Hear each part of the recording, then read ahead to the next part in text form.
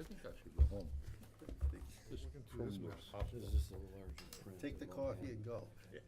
Yeah, Right. Same thing. my idea. I'm gonna drive you. Peace of mind. My can wife have took it. it back from the truck. Okay, so it's 6:31, June, 6:32 now, June 4th. We'll open the City of Laconia Planning Board meeting. And we'll ask that the roll be taken. So in attendance tonight is Brian Wolf, Amy Levisick, Rich McNeil, Counselor Bruce Cheney, Chairman Charlie St. Clair, Louis Joseph, Scott McWilliam. Staff is Director Rob Mora and Assistant Planner Tyler Carmichael, and I'm Savannah Brunel, the minute taker. Okay, thank you. Look for an acceptance for the minutes from the previous meeting. Motion? Motion to accept. Second. Okay, it's been, any discussion? Everybody's good? Okay, all in favor, just raise your hand, say aye. Aye. Okay, it's unanimous. Thank you very much. So, the draft minutes, that's the minutes, so we're all set with that. I can go right by that, right? Okay. So now we're gonna go for continued public hearings, consideration and possible vote. We'll start with 6.1, which is PL 2024-0022 SP, 144 Valley Street. And if I recall, that was tabled from the last meeting, or just continued? It was tabled. So we've already had the acceptance for this? Yep. That's correct, okay. So if you would just introduce yourself and give us your address, that'd be great. Absolutely. My name is Jamie Irving. I'm here representing my mother, Susan Irving. My address is 83 Main Street in Meredith. First off, thanks to the three of you for all your guidance. We really appreciate it. It's not always the easiest thing to navigate these, so thank you so much. We did continue.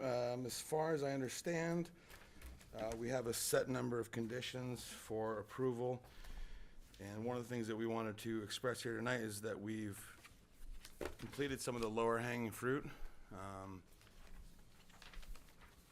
Do you want to go through them, what we've done, or I don't know how you exactly want to? Well, maybe if you Tackle. just enlighten the public exactly Sure. what you plan on doing there. Yep. Well, we don't plan on changing anything that's been going on. So since, as far as we can recall, certainly prior to 1980, 144 Valley Street has been operated as a boarding house. My mom who's in her mid-70s now, is looking to sell that, and as a result of that, it was realized that it is not actually, current use is not actually listed as boarding, it's residential. So we Right, did go so through. just bear with me if I interrupt, Please. because again, for the understanding of the public that may not be watching. So it wasn't supposed to be a boarding house, but it has in fact been used as a boarding house? I don't know if I would say it wasn't supposed to. As far as we know, it's been operated as a boarding house. Okay, So we wanted to bring it up to speed essentially, and have the change of use that was approved by zoning. So then the next step was to come to you folks and find out what the conditions were for planning board approval. There were some concerns addressed. There were some concerns vocalized by some abutting properties, and some of them were relevant. Some of them weren't quite what I would consider actual. But we've definitely taken steps to address some of those things, most of which were actually addressed with the, I believe it's the TRC committee, or the Technical Review Committee. So there was a list of conditions that the TRC had recommended with input from certain town departments, and some of those items have been completed.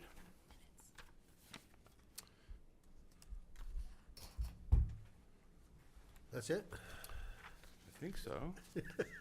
Okay, so in your mind, everything that had to be done has been done? No, some things have. So as far as the conditional or the recommendation goes, there were 9 items that the staff recommended for conditions of approval. a couple from the Department of Public Works, a couple from the Water Department, 3 from the Fire Department, and 1 from the Planning. And we've fixed or addressed a couple of those in each of the, well, for the most part, in each of those.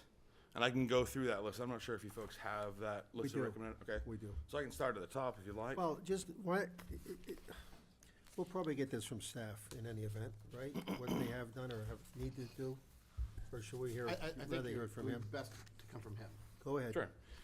So starting off with the Department of Public Works, solid waste, dumpster service is required and screening must be erected around the dumpster. As far as I know, the dumpster is there. What the dumpster was, I thought they had it removed and then now it's back. And as of yesterday, the lumber was delivered to actually build the fence around that dumpster. So that's in progress. So the screening's fencing? Correct, yes.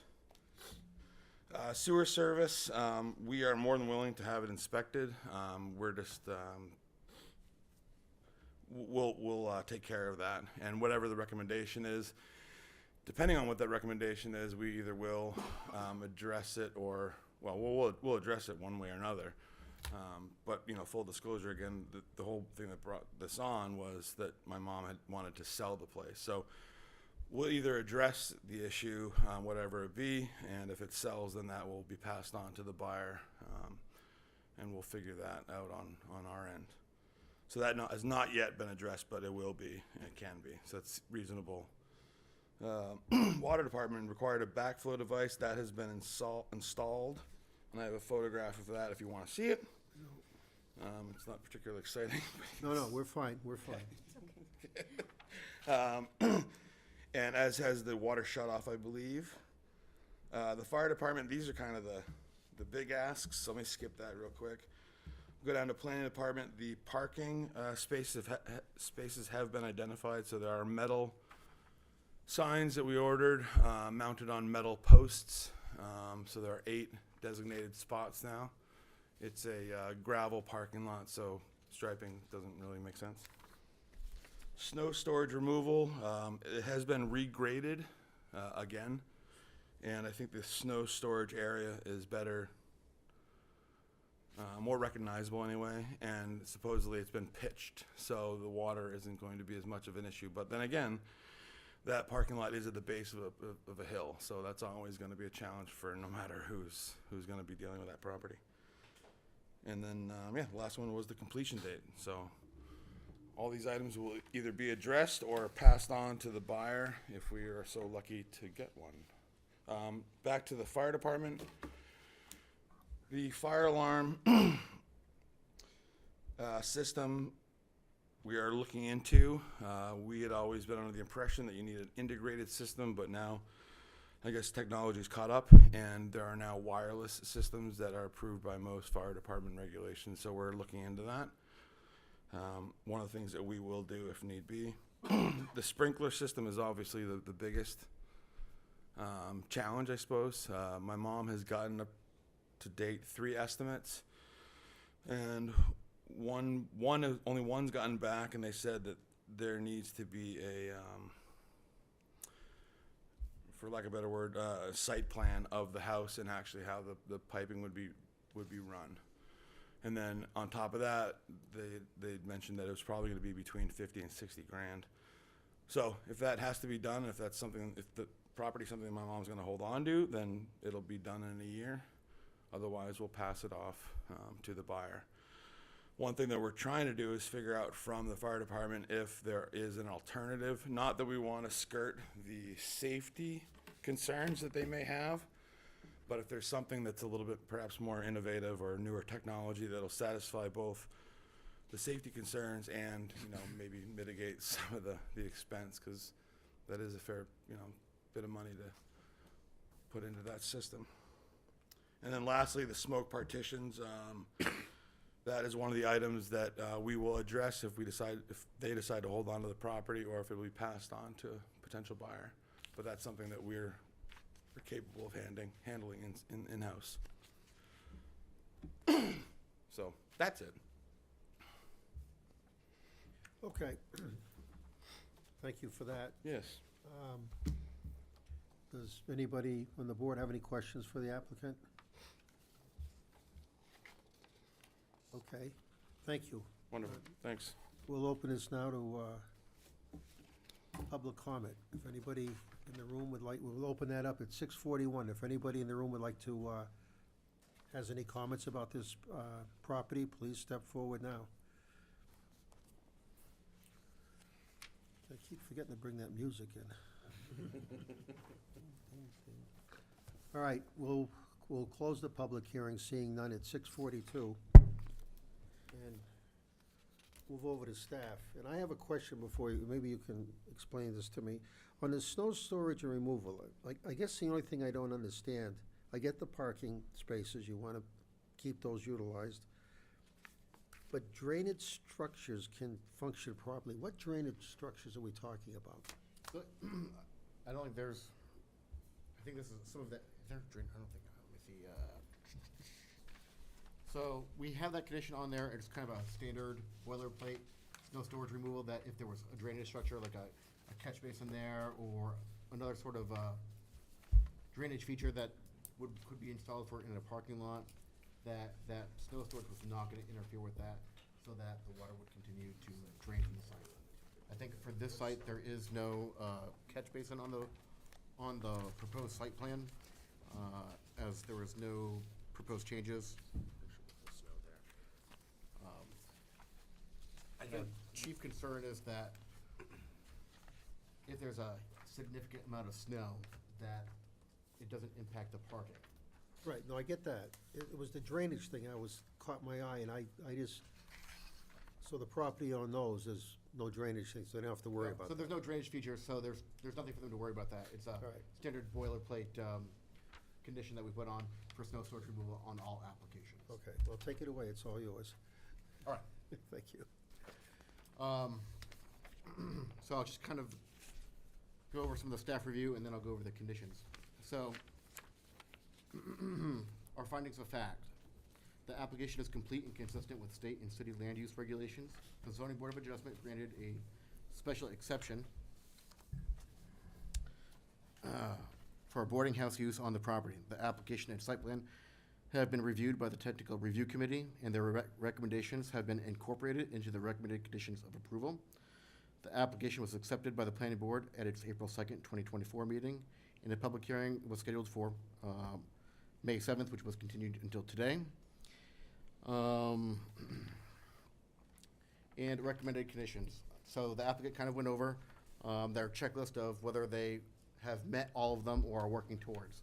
So regardless of whether they've completed them or not, it is prudent to leave them as conditions of approval. So if they do sell and they've not completed, any new purchaser has to follow those same conditions that we're gonna recommend.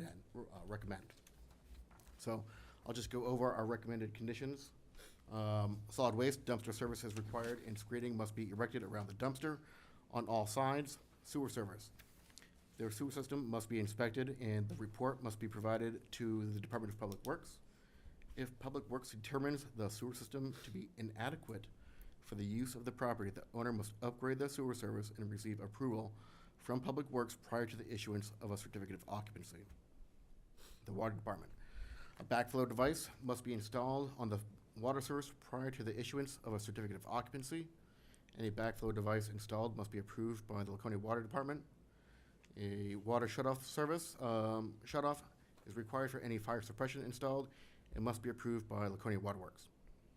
Fire alarm. A fire alarm system must be installed by the owner and approved by the Laconia Fire Department prior to the issuance of a certificate of occupancy. A sprinkler system must be installed by the owner and approved by the Laconia Fire Department prior to the issuance of a certificate of occupancy. Smoke partitions must be installed between sleeping rooms and escape route corridors by the owner and approved by Laconia Fire Department prior to the issuance of a certificate of occupancy. And as I stated, the number of parking spaces must be delineated by paint, sign, or other method as approved by Laconia Planning Department. Snow storage removal. Snow storage or removal must be provided by the owner such that the drainage structures can function properly and the required parking spaces can be utilized. And all conditions must be completed no later than June 4th, 2025. If all conditions are not met, nor an extension is applied, application filed with the planning department, by the completion date, this approval is null and void, and the property shall revert to a two-family residential use.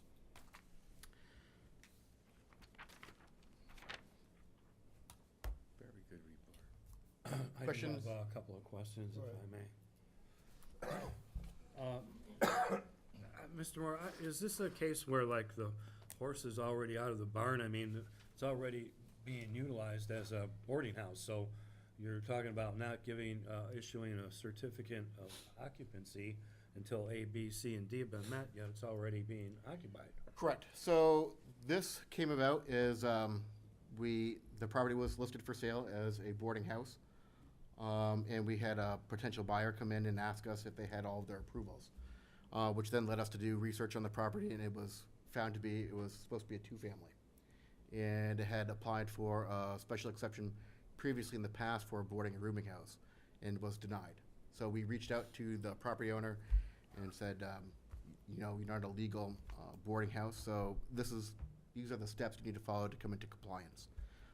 So they were shocked, and we kind of tried to help them through the process. The first step was we did go to the zoning board, and they got approval for the special exception. And then we brought them through the planning board process here. So this will be the final step to bring them in compliance. And the issue was raised is there's some significant cost to bring this to a boarding house. And all that happens after that change from a two-family is when all the codes start changing. Once you have in those number of units, and the code is really a lot more stringent. And that's the hardship they're facing. And we worked through with the fire department because we didn't want to displace the residents that were already there, which is why we added in the completion date condition with the certificate of occupancy that they need to have all of these things done within a year to make sure that it is safe for the residents that are living there, even though they've already been there. So that was as far as the fire department was willing to go with the completion date for the sprinklers and the fire alarm system. So, So they'll be allowed to occupy the property in the meantime? Correct, yep. And in 1 year's time, if the conditions haven't been met, then it reverts back to two-family, and they will be out of yep, compliance? that's correct. Okay. One last question. Has the parking requirement been met for that number of units? I don't think 8 spots is for 7 apartments. So for a boarding house, the parking requirement is 1 spot per. Not 1.5? Right. Okay, so. Yep. So that's why their parking requirement is diminished. Thank you. Doesn't that make you happy, Scott, that it's 1 instead of 1.5? Yes, it does. It's easier math. Common sense too, so, okay. Anybody else have any questions? So your recommendation is to approve, obviously. So if the board was so inclined and was happy with those conditions and the overall project.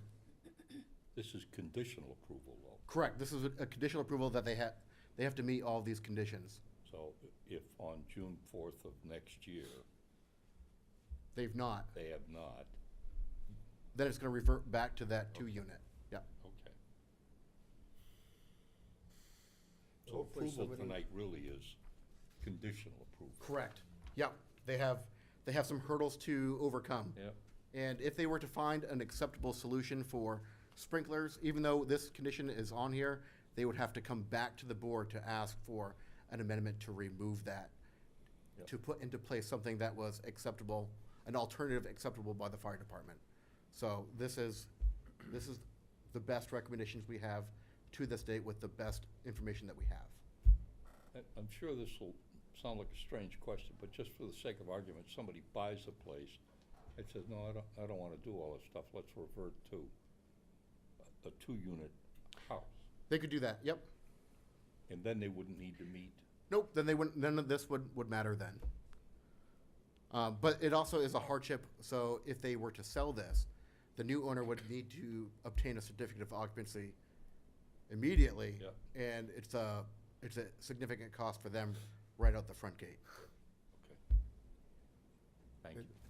And they're gonna be aware of that, obviously. A potential buyer has already come in and reviewed this, and we made them very aware that if this went forward, these were our recommended conditions. Okay. So I think that if it's the potential buyer that came in that has a purchase and sale, they're probably well informed. Well, I'll entertain a motion then on this application. Charlie, real Oh, quick, wait. can you please seat Scott, so that way he can vote? I'm sorry? Can you please seat Scott, so that way he can vote? I'm an alternate. Can I be seated this Not sure. evening? You're still an alternate? Yeah, still an alternate, yeah. I don't see a hat. Yes. You're all set, kid. You're in. Perfect. Now I can make motions too, so. Oh, go ahead. Make your motion. All right. I would like to make a motion to approve application PL 2024-0022 SP for 144 Valley Street with the findings of fact and conditions of approval as presented in the staff report. Was there a second? Seconded by Amy. Any more discussion? All in favor, please signify by raising your hand. It's unanimous. Thank you very much, and thank you, and good luck. Thank you, folks, appreciate it. Thank you for your Okay, so next up is 6.11, PL 2024-0005SU, PL 2024-0006 Cup, PL 2024-0036SP, comma, PL 2024-0037 Cup at 711 Weirs Boulevard. This is the Weirs Beach glamping proposal. And this is, this was tabled at the last meeting. Do we need to vote to put it back on? Or we can just, You will have to open it back up when you public hearing again. right, to the public hearing first? Or do we want to listen? I think we should listen to the applicant I first. think we could listen to the applicant first, and then Right. you can open it back up to the public.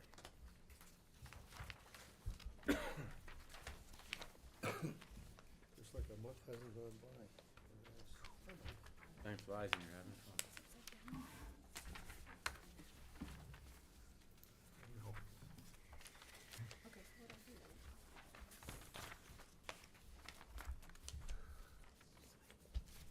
Good evening. For the record, my name is Thomas Selling. I reside here in Laconia, 1350 in Old North Main Street.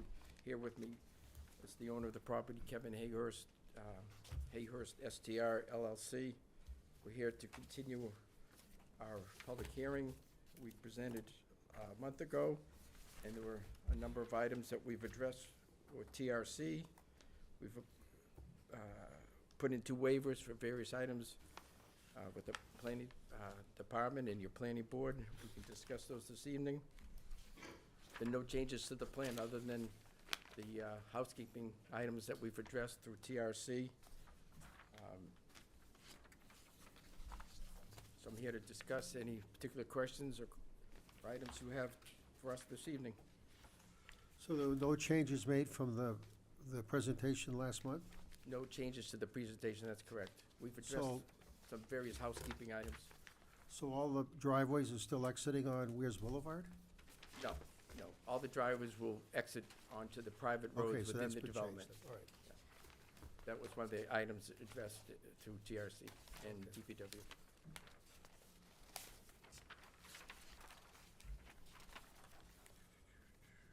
That's what I thought. Okay. Does anybody have any questions?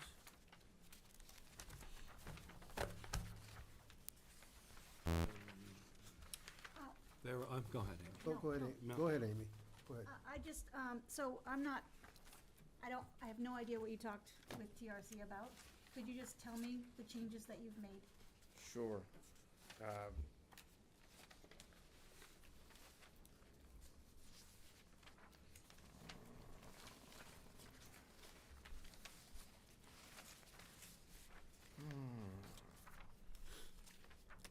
I don't have my TRC notes in front of me.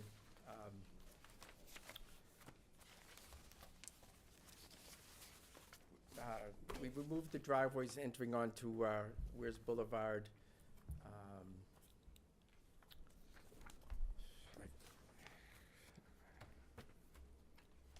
Rob, do you have the TRC changes? I do not. We have- submitted the transmittal that I itemized them all. I didn't bring that transmittal with me.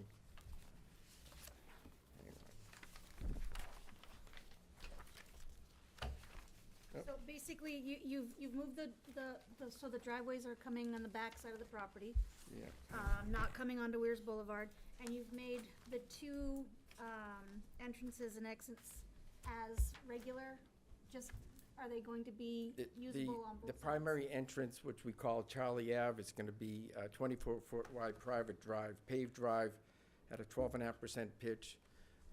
The second road to the east of the property is emergency fire access with a gate that the fire department would have a lock and key for to utilize. That's a 9% grade because the fire department had a requirement that it be no greater than 10% for their equipment. So that was part of the changes.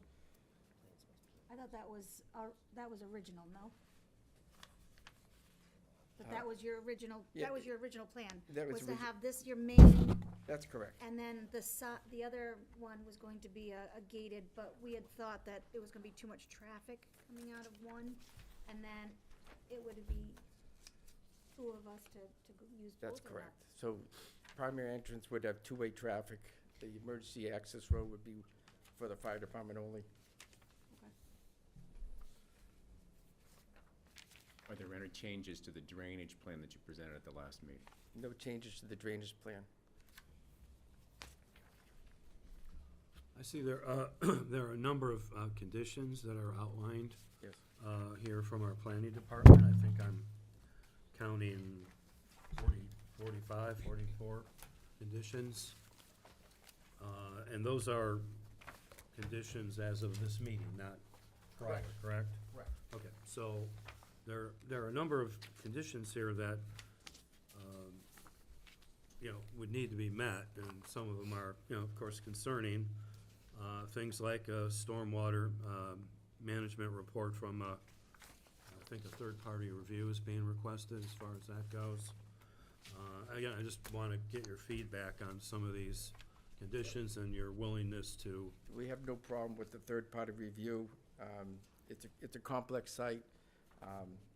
There's actually gonna be an additional review, if you will, when we submit for the alteration of terrain permit. There's a number of professional engineers at the state that are well-versed in this type of development. It's gonna be reviewed down there as well.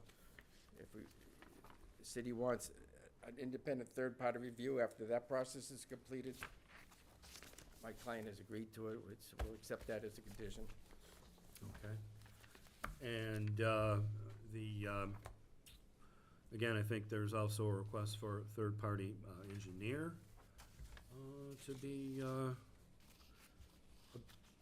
obtained that would, again, I guess that's part of the stormwater management report that would be submitted to the Department of Public Works. That's all part of the same That's correct. package.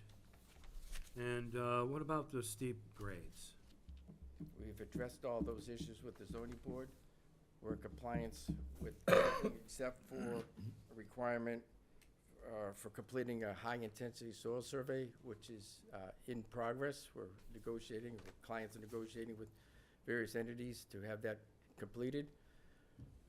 But what's really unique, and I'm familiar with your zoning ordinance, that the drainage plan and stormwater plan complies with your low-impact development criteria in said ordinance by way of having numerous detention ponds separate and detached around the property, as well as having in-ground detention storage up on the upper parking lot and down near Route 3.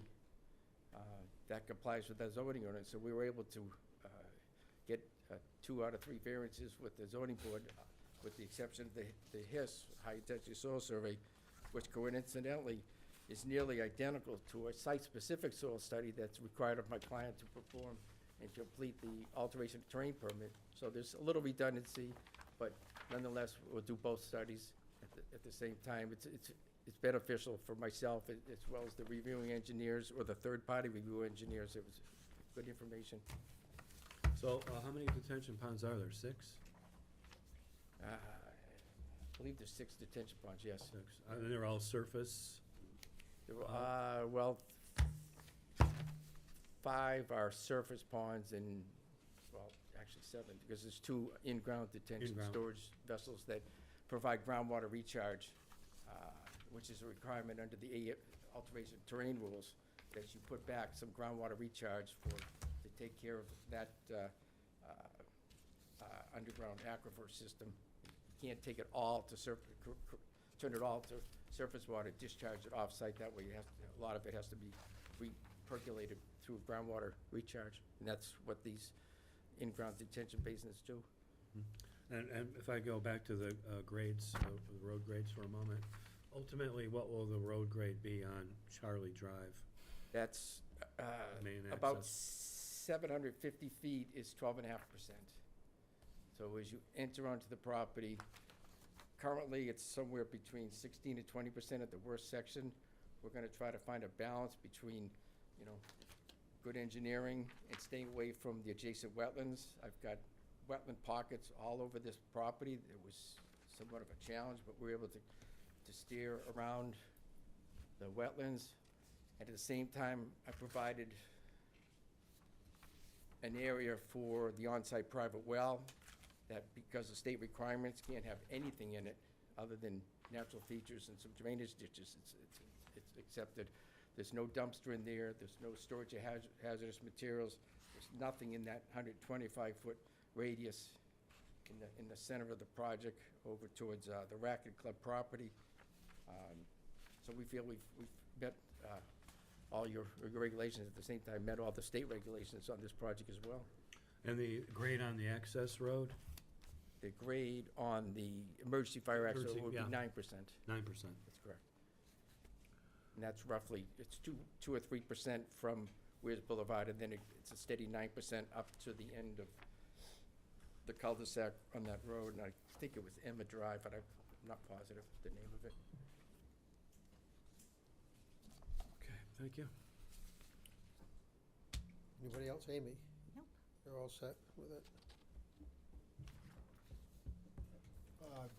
Before we jump into the staff report here, on this list of items here, should I speak to you about one of those now or later? You can speak to me now, whenever is, Well, I just happened to notice, I'm a little sensitive to these dates anyway, but on number 9, it just talks about no construction on Weirs Boulevard from Monday of Motorcycle Week to the Monday after Father's Day. So I would be careful about that with 2 respects. One is that if you're gonna, first of all, people can work on the weekend. There is construction done on the weekend. And the Friday before the official start day of Saturday is also open for business up there on Lakeside Avenue. So that should start, should be the Thursday before at the latest. And I would take out the Father's Day because next year, Motorcycle Week starts on Father's Day weekend. So. Wait, what?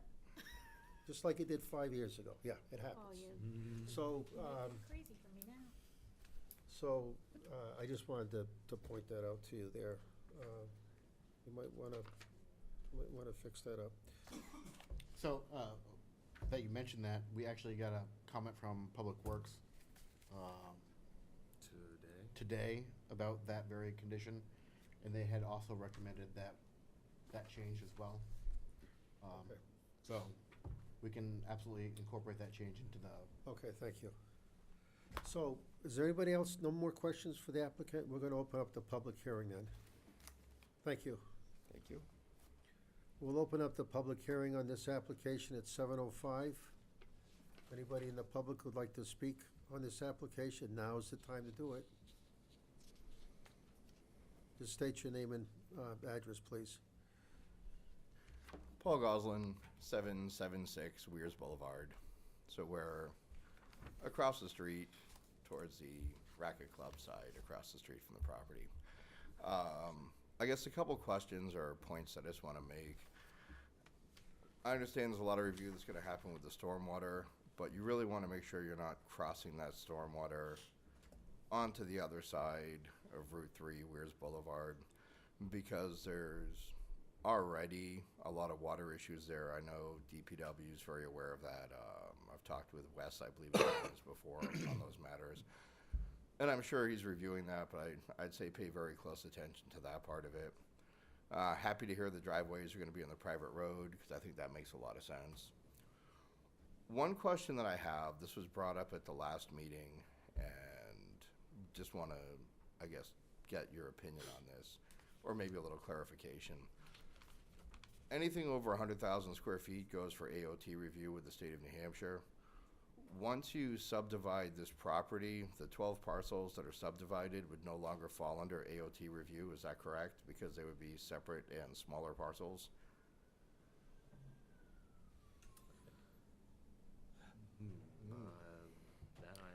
That would be a state determination, not the city doesn't have any jurisdiction over the state's AOT permit.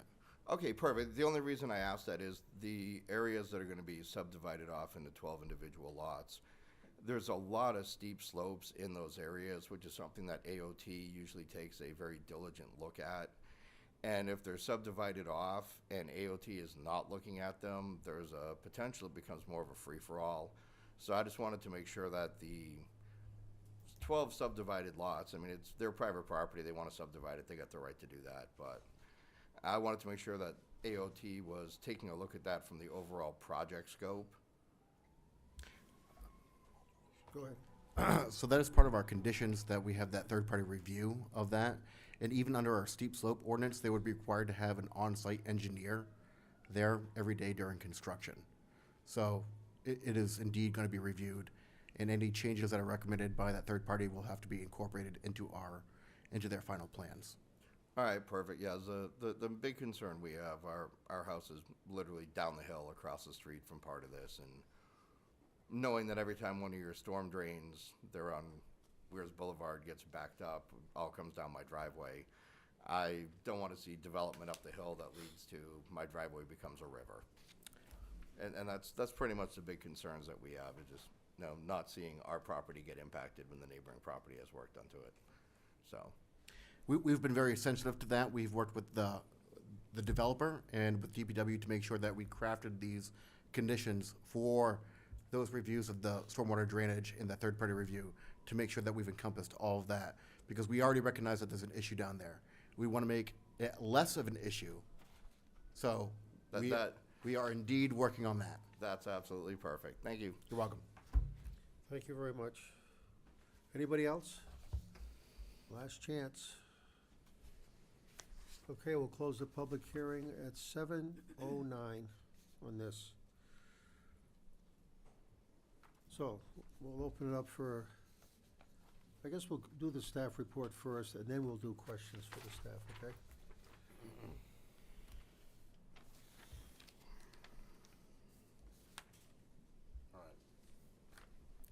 Bear with me. Rob, do you have to read it all? I mean, that's time-consuming. So, for this one, matter I of will say it record. is very time-consuming, as it's 6 pages of conditions. The conditions are posted online, and we have emailed them to the applicant.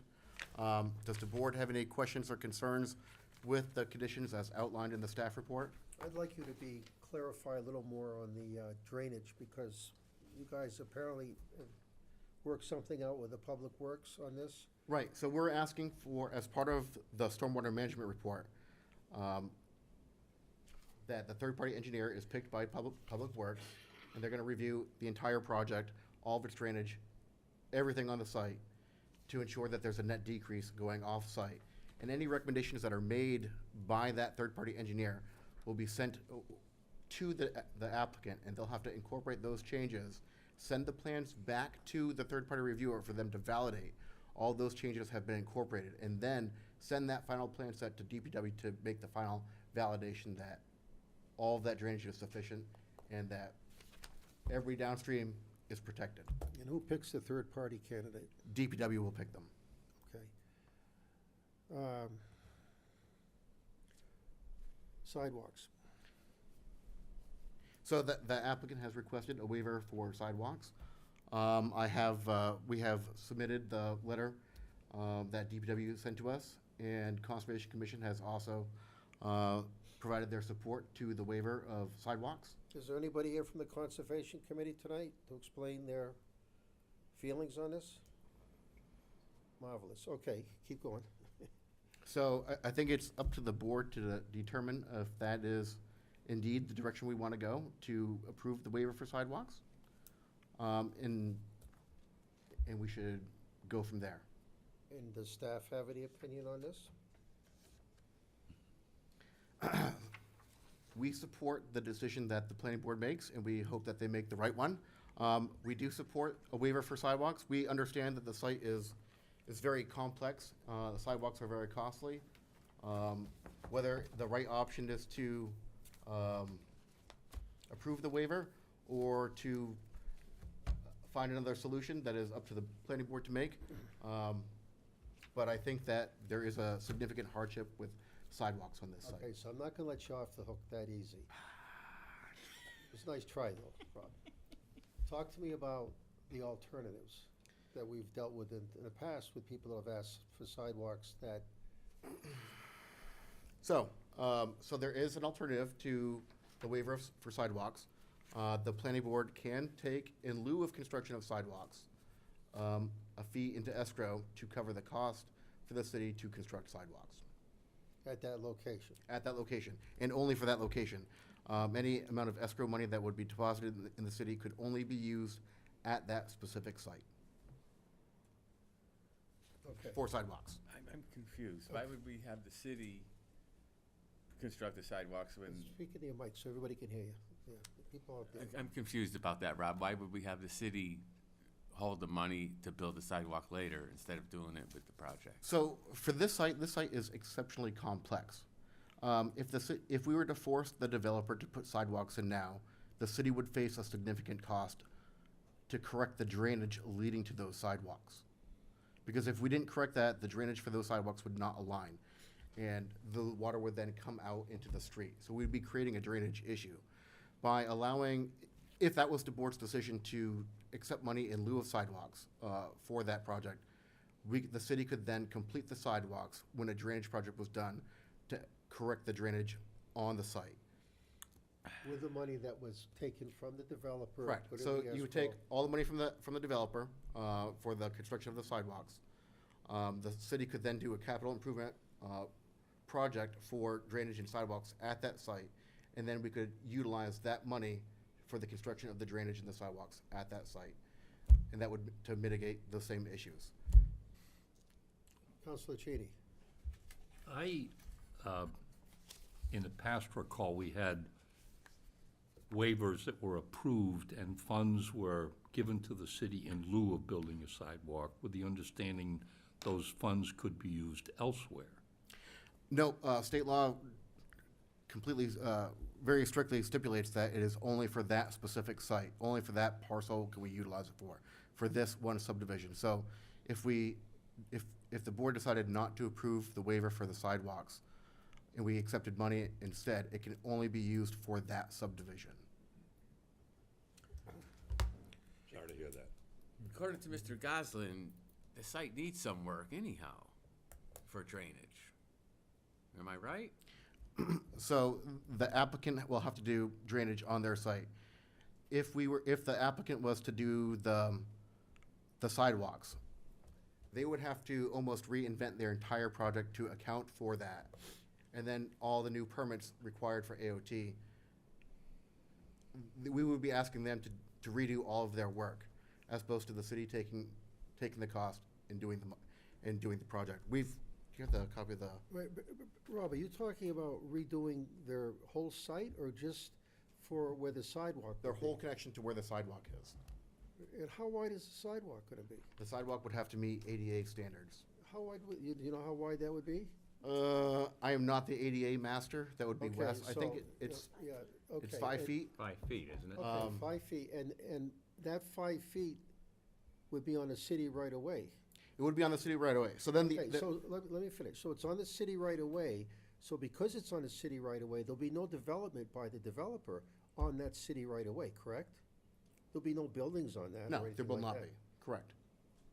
Okay, I mean, so when you say they have to reinvent the wheel, how is that so if it's not, their Their drainage development- report is going to have to be updated to reflect the sidewalks on there and how it's connecting to the road, how it's connecting to the existing drainage there.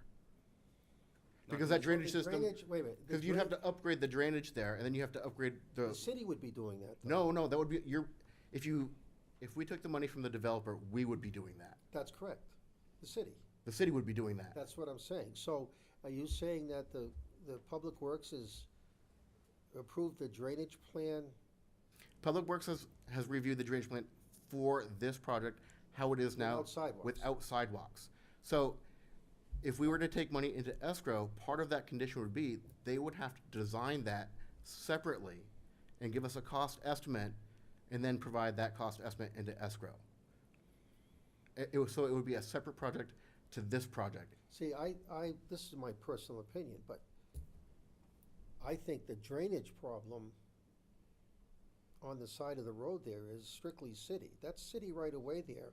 And rather the city 50 years ago or 100 years ago didn't do their due diligence to move things along with proper drainage there, that's separate from the sidewalk issue. And the sidewalk may affect that, but that wouldn't be, in my mind, that wouldn't be the developer being on the hook for that. That would be the city. So maybe there's a shared cost here is my point. Because it's not just this property on Weirs Boulevard. We all know what's coming down the road, that all these sidewalks to nowhere, so-called, are gonna be hooked together. You know, it's just a matter of time. It may not be in the next 5 years, certainly not why this board is sitting here, but that is the not-so-long-term plan of the city, as we've discussed in many meetings, because it's something that's needed. I think that would be a correct assumption that this has been a city problem for a long time, drainage along Weirs Boulevard. It is not unique to this one site. It is all along the road on Weirs Boulevard. But we just did this up on Route 3, where we had the developer put a sidewalk in because of, the need of it. So again, and the argument there was, the waiver was denied, and the argument was, what the hell are you doing? You don't need a sidewalk here. So is there a proposal you're making, Charlie? No, I'm just trying to be clear about this. I'm not gonna make the proposal, somebody else is gonna make it. I'm just trying to be clear of the situation all along Weirs Boulevard. This developer is taking on a hell of a project. I agree, and I think that that's a significant cost to It's gonna lay be a- on the developer. That's right, and it's gonna be a cost to any developer along Weirs Boulevard, like anywhere else where there are no sidewalks present. I 100% agree, and that's why I think that there's been, So my point is that I'm not so sure about granting waivers for one developer, whereas we say to another developer, well, you know what, it's not gonna cost you as much as it's gonna cost this developer, so therefore, we're not gonna grant you the waiver, but we are gonna grant it on this one. And I'm just saying that if I was one of these other developers that had come in here, and the waiver was not granted that I requested, for whatever reason, and then somebody says, well, this is gonna cost this person a lot of money. Well, any cost is a lot. And you're taking on that cost when you're developing along our city streets that don't have sidewalks. This is not a secret to developers at all. And I think developers have always rolled the dice, and I'm not talking about this developer personally, but I think developers roll the dice thinking, okay, maybe we can get a waiver on this one. and I we think that's can't. where the planning board needs to be very smart in its approval of waivers for sidewalks and be consistent. And I think moving forward, we really need to develop a plan for how we're doing sidewalks. And The city does. not just the city, the planning board. Well, And I think that, we know all about sidewalks, but we had a waiver, and I wanna say it was up off Mass Ave or someplace up there. That was a little dead-end road. That was a dead-end road, but that was a waiver granted that made perfect sense. We know the necessity of sidewalks along thoroughfares like Weirs Boulevard, or, By the Tamarack Drive-In, we made them. that's correct, that's the one I was referring to, because that developer was most unhappy that the board denied that waiver. And it was a cost, and I get that, but we're not here to mitigate costs for developers, we're here to move along improvement for the city.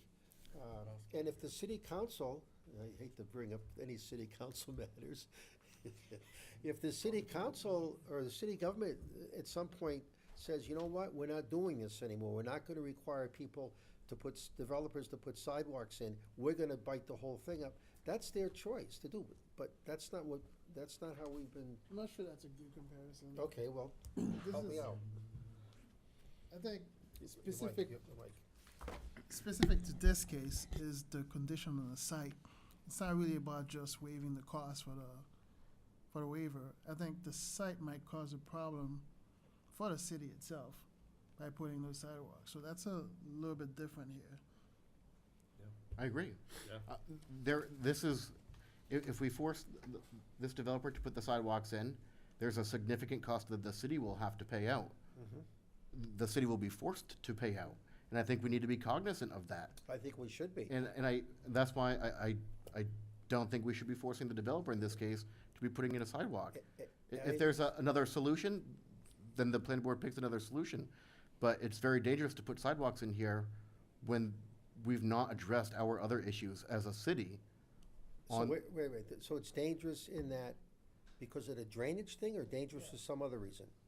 Drainage is the number one That's issue not there. dangerous, that's costly. Drainage can also be dangerous. Well, if it's not addressed, it's gonna be dangerous.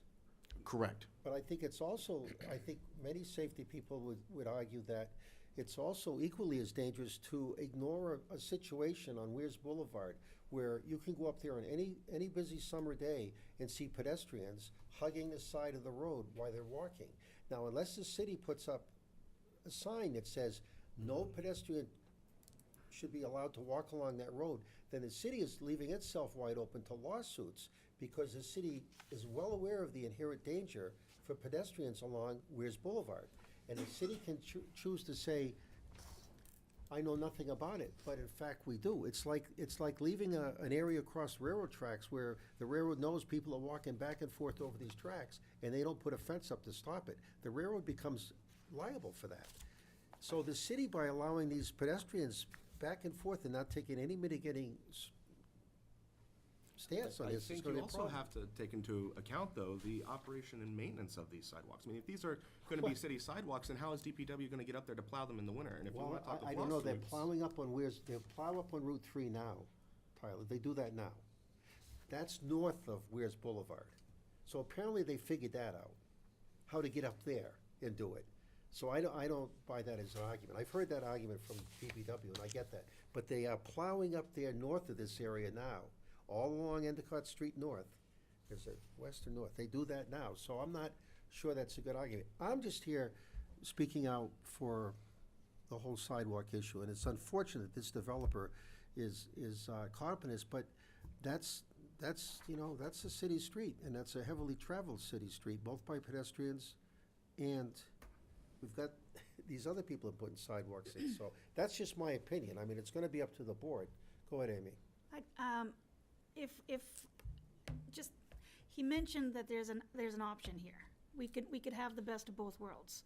We could put the money in escrow for it. The city would probably give DPW the money for a CIP item to get that drainage fixed if we had the money in escrow to do the sidewalk. And then we could do it all at one time and do it the right way. And it's ready and there when we're ready to do it. And I bet the city council would be favorable about doing that project since we have the money already there in order to have that sidewalk. That makes sense to me, but I'll go ahead, Scott. If I were king for a day, I would love to see sidewalks on Weirs Boulevard from one end to the other. However, I would probably put them on the lakeside, mainly because, and anyone who's say that driven again? on Weirs Boulevard know, on the Where? lakeside of the road. Because the terrain on the slope side is gonna present a lot of challenges. You're gonna encroach on a lot of properties, you're gonna have to get a lot of easements, along sure that about side. that. Okay, well, I'm just saying, the lake side of the Weirs Boulevard for sidewalks would make more sense to me. It would, except if you think about the places like where the Lazy E used to be. There's a couple of tough spots, Yeah, there's a- no doubt. There's a couple spots where Yeah. it's not possible. so, There's a lot of tough spots along the slope side. Potentially, you just move stuff back. But anyway, that's Mr. Go ahead, Chair, Mike. I'm just curious, you put money in escrow, is there a time limit that we could hold it?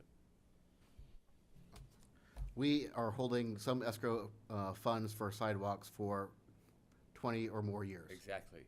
So 20 years from now, there could be no sidewalk on that corner.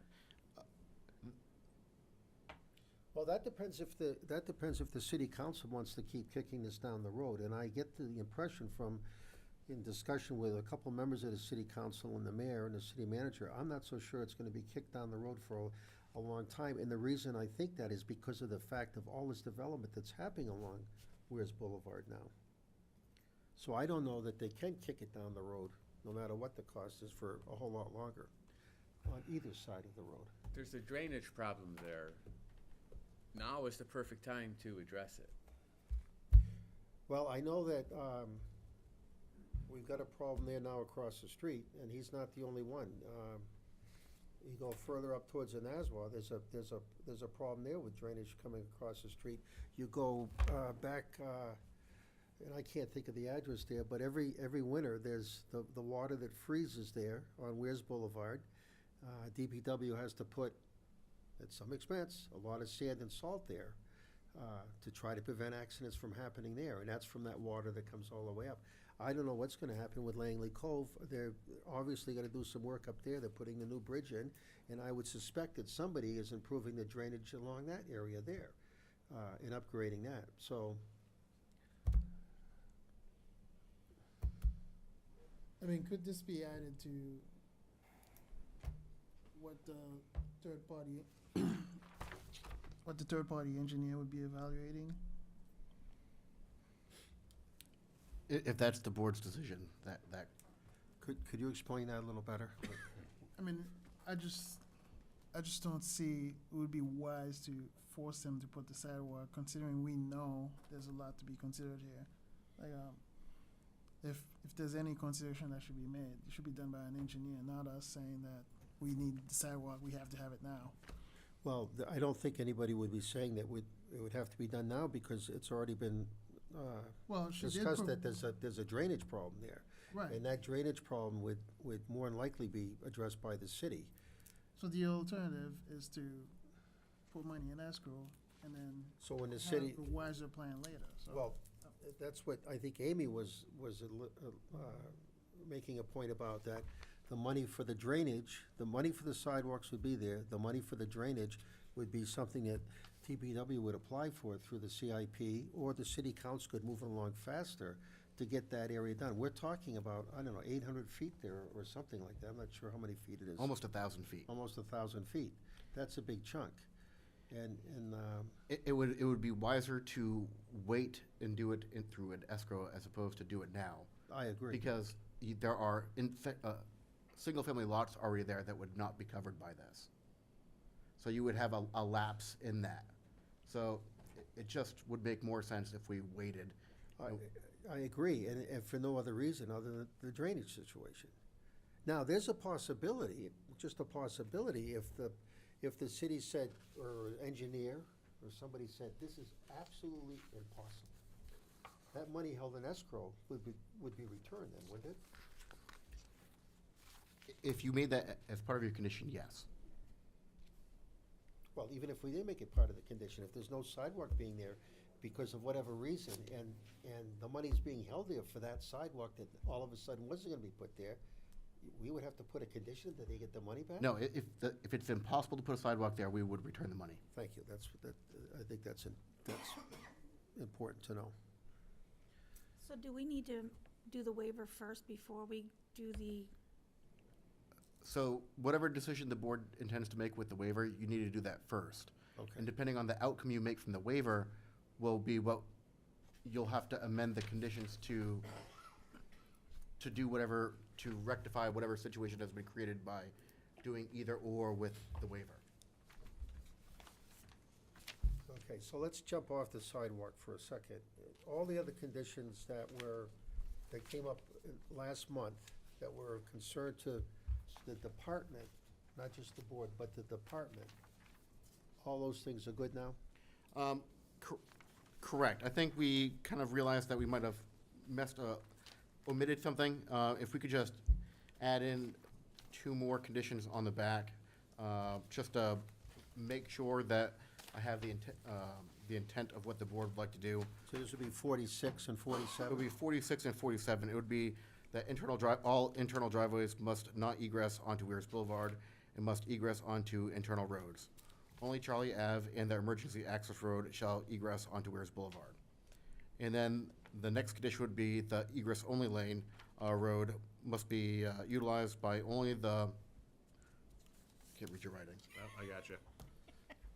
For the second one, egress only. The emergency access road must only be utilized as an ingress and egress for the two dwellings that front it.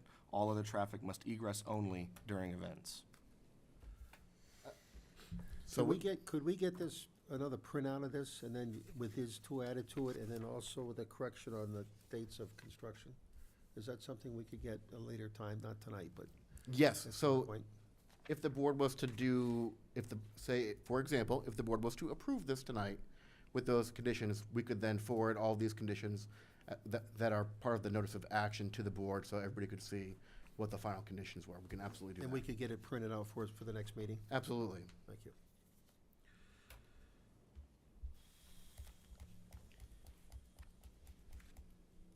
Rob, I got one quick question. Yes, sir.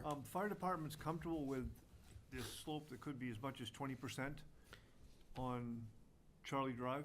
So they were comfortable with having the emergency access road because that slope, the slope for that met their requirement, so they can get up to the top.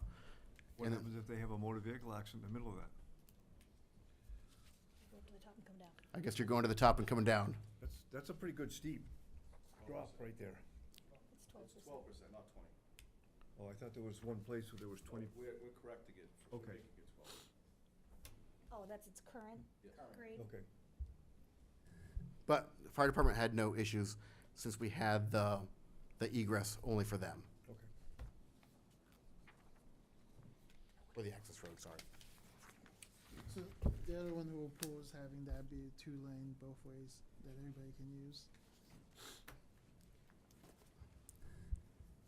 If you want to set that as a condition, we can do that. I mean, it was raised in the last meeting. And I think we have on there as our condition, what number was that one, Tyler? Traffic pattern. So the plans must be revised to include any adjusted traffic patterns required by the planning board. So if you wanted the emergency access road to be two-way, they would just have to revise their plans. That's not what they're I think they're suggesting the turning lane Oh, for oh, oh. Charlie Drive. So if you wanted to have a turning lane and make that in there, then yeah, they'd have to revise their plans to include that in the plan. That is something you could add. But that's something that you as a board have to amend on the condition of approval. So if that's something that you want, you can amend that, condition number 13 for the traffic pattern to add that in.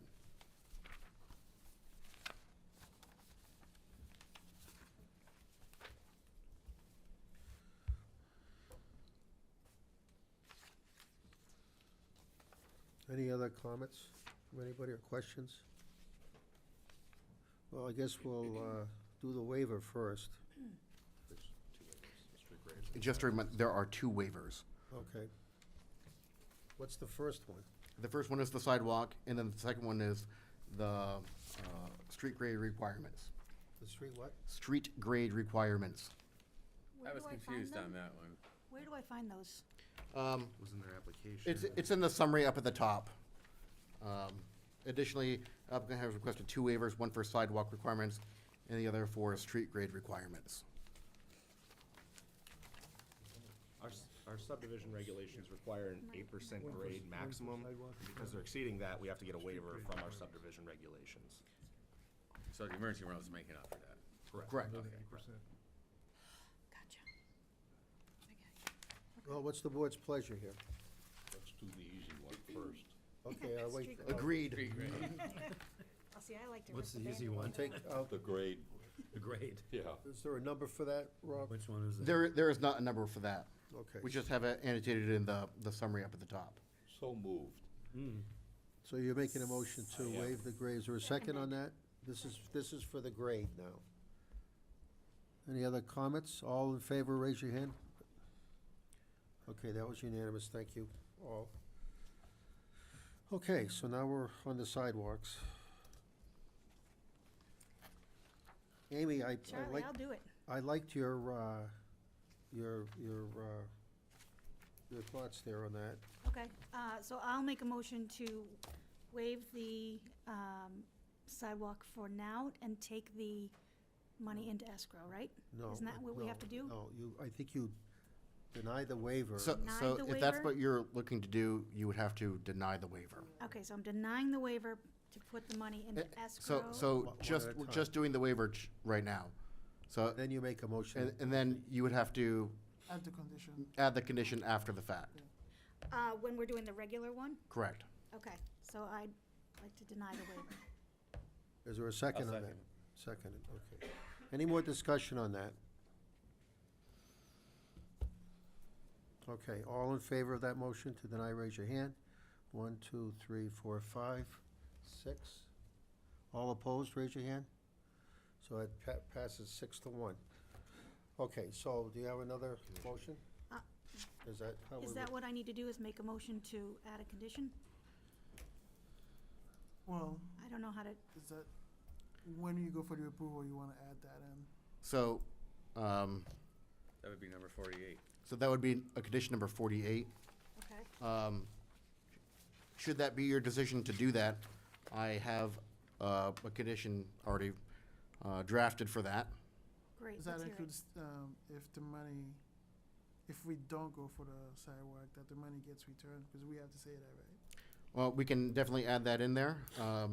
So let me kind of redo some of this. So if I was to make that, if I was to recommend that condition, it would be the applicant must place into escrow an amount equal to the cost of the construction of sidewalks along the portion of the parcel that fronts Weirs Boulevard. The amount to be placed into escrow must be determined by the planning department based on a cost estimate provided by the applicant. Public Works will validate the cost of the estimate based on a design submitted by the applicant. The design and cost estimate must be submitted to Planning and Public Works Department at least 2 weeks prior to the issuance of a building permit. The total amount must be deposited into escrow before the issuance of any building permit. And if you want to add in there a time limit for how long the city would keep it into escrow before returning it to the applicant, that is your decision to make. I don't know if we want a time limit, but if it's found unreasonable to develop sidewalks, then it should be returned to. Right. So, I mean, Can I I have interrupt? a question on that, can we determine that within the review by the third-party engineer? Lois? Wait a minute, wait, you gotta speak up so I can hear you. No, I mean, that can be determined by the engineer.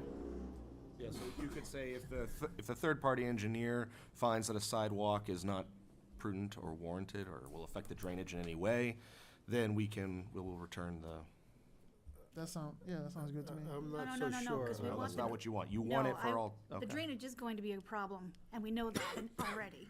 Yeah. So I want it that it's not. Then I suggest that the condition be left how I presented it. Correct. And then All right. it could be incorporated into a future capital improvement project. Okay, by so, Public Works. Counselor Cheney, go ahead. I would only point out to the board that we were operating or hoping to operate on a 10-year plan.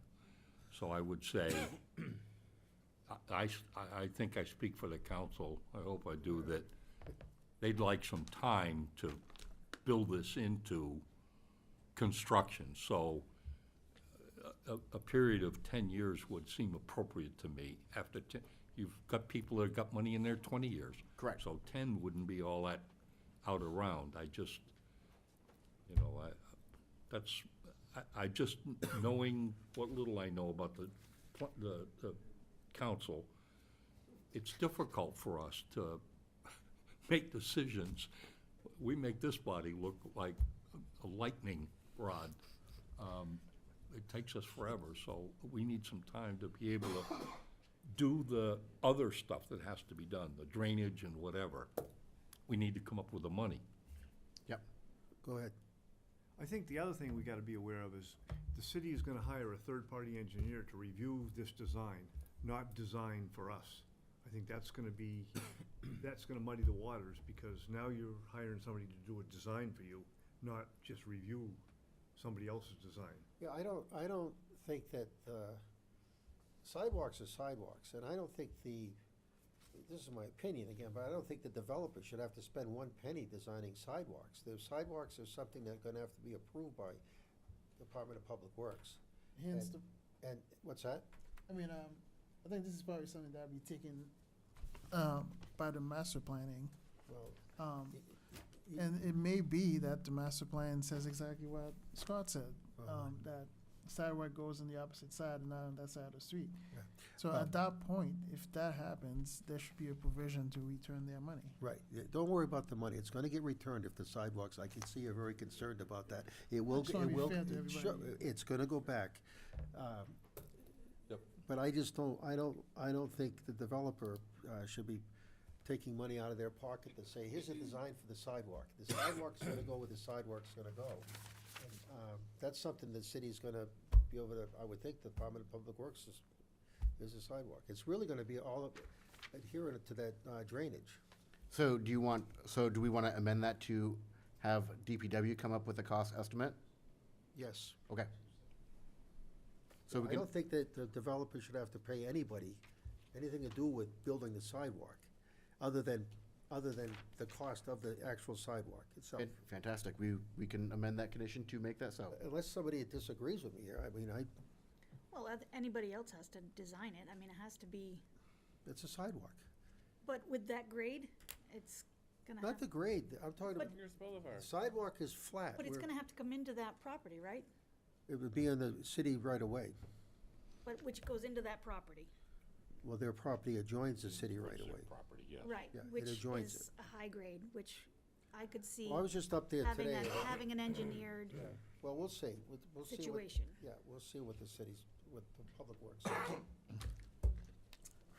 All right, so we voted on the waiver, and now you've made a motion to, Well, I haven't yet, cause So just, I want to clarify that this condition then. So the applicant must place into escrow an amount equal to the cost of construction of sidewalks along the portion of the parcel that fronts Weirs Boulevard. The amount to be placed into escrow must be determined by an estimate created by Public Works.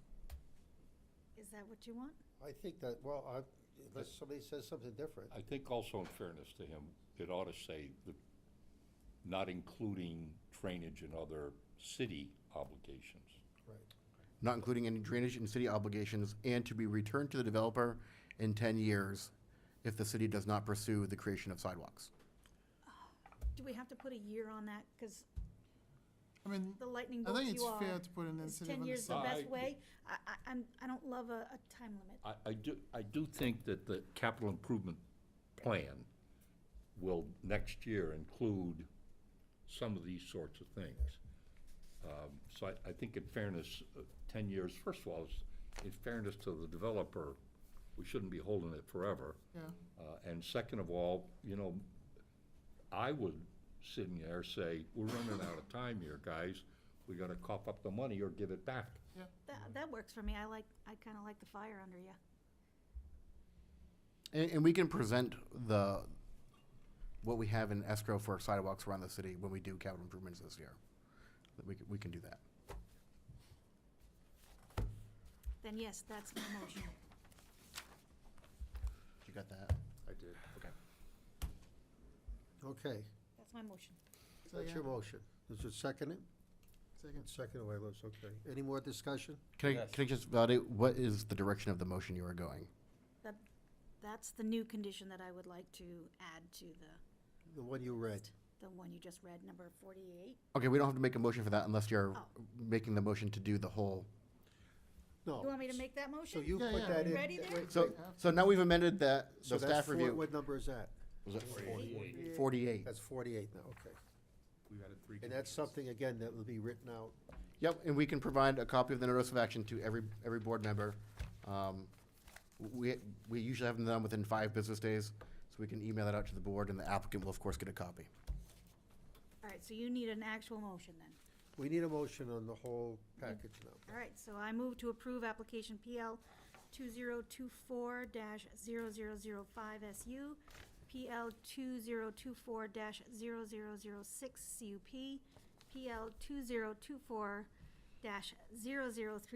SP, and PL 2024-0037 CUP for 711 Weirs Boulevard with the conditions of approval and the fact-finding presented by the staff report. And additional conditions. Okay. Is there a second on that? Second. Okay. You get that, Savannah? Okay. More discussion. Go ahead. I can see Wes is against the sidewalk there. I just don't believe there's ever gonna be a sidewalk there if we do it this way. Okay, you're I entitled to that. feel that's a dangerous road. You're putting 300 campers up on the hill. People are gonna walk. Right, so I'm confused by, you're saying you don't think there's gonna be a sidewalk there, but you're saying because of all this activity on the hill, that it's a dangerous without a side, you got me People are confused gonna by- walk, and there's no sidewalk there. That's what I'm saying. So you're against this whole development until there's a No, sidewalk? I like the development. I think it's a great idea. Well, you But got I me think they should put a confused. sidewalk in. Plain and simple. Okay, well, that is the plan. And I don't see it happening on this way, the way we're approving Well, it Mike, right I now. don't wanna get the developer back up here, but I suspect that this won't be done in the next 6 months. This whole project. Okay, I'm gonna ask you to come up, Kevin, I apologize. Kevin Hayhurst. What is your plan, what do you foresee as far as the completion of this? Hopefully by next spring. So you think the whole thing will be up and running by next Hopefully. spring? Yep. I mean, most of it's just the infrastructure, the roads and stuff like that. There's not 300 campers going up. There's 39 domes. There's not. They're gonna be for, short-term rental. That's what the STR stands for. The short-term rentals, weekend stuff. It's not 300 anything. I can put 300 by code, but that's not what I'm looking for. Okay. I got 1 per acre. And what about the completion of the houses, Kevin? I'm gonna work on them all at the same time. Okay. So I'm just gonna pick apart of those. I want it, like I said, my biggest thing is getting the infrastructure up there, the roads, underground utilities. That's gonna be, so those are my plans. All right, thank you very much. Yep. The fact of the matter is, we denied the waiver. Now it's up to the city to do Yeah. it. So. That's correct, that's correct. Is that it, Mike? Yeah. Any other comments on this, questions? Okay, the motion's been made and seconded. All those in favor, please raise your hand. 2, 4, 6 opposed, I'll abstain. and 1 abstention. So 6, oh, wait, right, 2, 4, 6 approval and 1 abstention. How hard can it be to? There's only You 5 kidding me? finders. I can't, all I see is a wall over here. You'll pay for that. Thank you. All right, thank you very much for your patience, everybody, and indulgence. Vicious, man, It's a tough crowd. vicious. Hey, you wanted the job. Pay so well. Okay, so that, moving along now to 7.1. This is PL 2022-0015 SU, AMD 1380 and 384 Endicott Street East. Before you go any farther, Mr. Chairman, can I ask you a small question? What do these numbers mean? What do these numbers mean? These are, I mean, they got SUs and SZs and looking at the sign. ANs and. We could discuss that in new business. Okay. Thank you. So, first of all, we gotta make a motion to accept this. So said. Okay, it's been first seconded by Amy. All in favor, raise your hands. Okay, unanimous. So, Scott? Thank you. All right, is the applicant here? Yes, Jeffrey Howell, 380 Endicott. Hello? So this is a proposed amendment to remove the shared driveway easement, create a new sewer easement. Go ahead. We have an opposed, Just give us your name we and have a address. proposed, No, your name and address. oh, sorry, Jeffrey Howe, 380 Endicott Street East. Thank you very much. Okay, go ahead, Jeff. We have an amendment today for the water and sewer and a boundary line adjustment that I feel has been approved through the last TRC 2 meetings. Okay. Any questions by anybody? Nope. Okay, we'll open this up for public comment at 7:51. Is there anybody in the public that would like to comment on this application? Seeing none, we'll close the public hearing at 7:51. And thank you. Staff? So this was previously approved back in 2022. There was a shared driveway and the easement for the shared driveway. All they're looking to do is amend that to remove that. It's, oops, I lost my page. So it is a very basic application. Our findings of fact is the application is complete and consistent with state and city land use regulations. The application and site plans were reviewed by the Technical Review Committee on March 13, 2024. There was a concern regarding the applicant's ability to connect to city sewer to Governor's Crossing. The development connecting to the same, because they're connected to the same vicinity. The applicant requested to return to TRC for further review at its April 10th meeting. The applicant informed the planning department they were not prepared for that meeting and requested to continue. Then on May 21st, they provided updated sewer plans, and all of the concerns were addressed with that updated sewer plans for DPW. So we have no issues with it, and you'll see that we have very light conditions, as there's only 3. Final plans in Mylar, the applicant must submit 1 paper copy of the final plan set as approved by the planning board to the planning department no later than June 4th, 2025. He did that this morning. Upon staff review and approval, the applicant will provide 3 additional paper copies and 1 digital copy and 1 Mylar of the plan set to the planning department. The planning department will record the Mylar copy with the Registry of Deeds at the applicant's expense. Completion date. The project must be completed no later than March 7th, 2028. If all conditions are not met, nor an extension application filed with the planning department by the completion date, this approval will be null and void.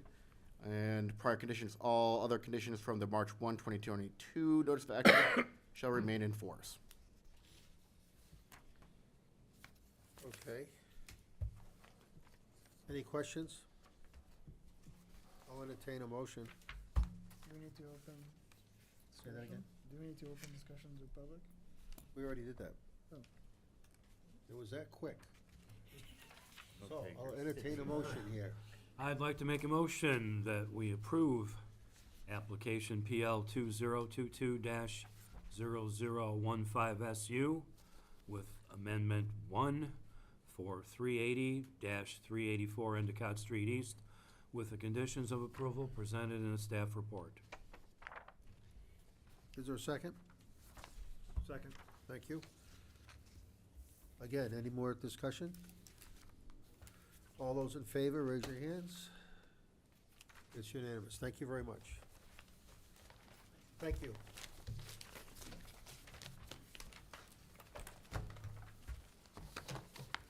Okay, next we have, I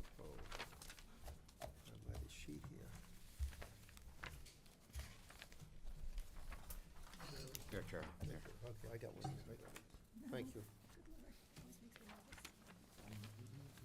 This is 7.11, or 7.2, actually.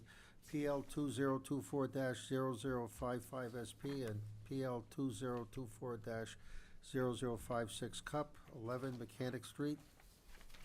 Proposed change to their site plan to allow for the storing and dealing of utility trailers. Interesting. Look for a motion to accept this application.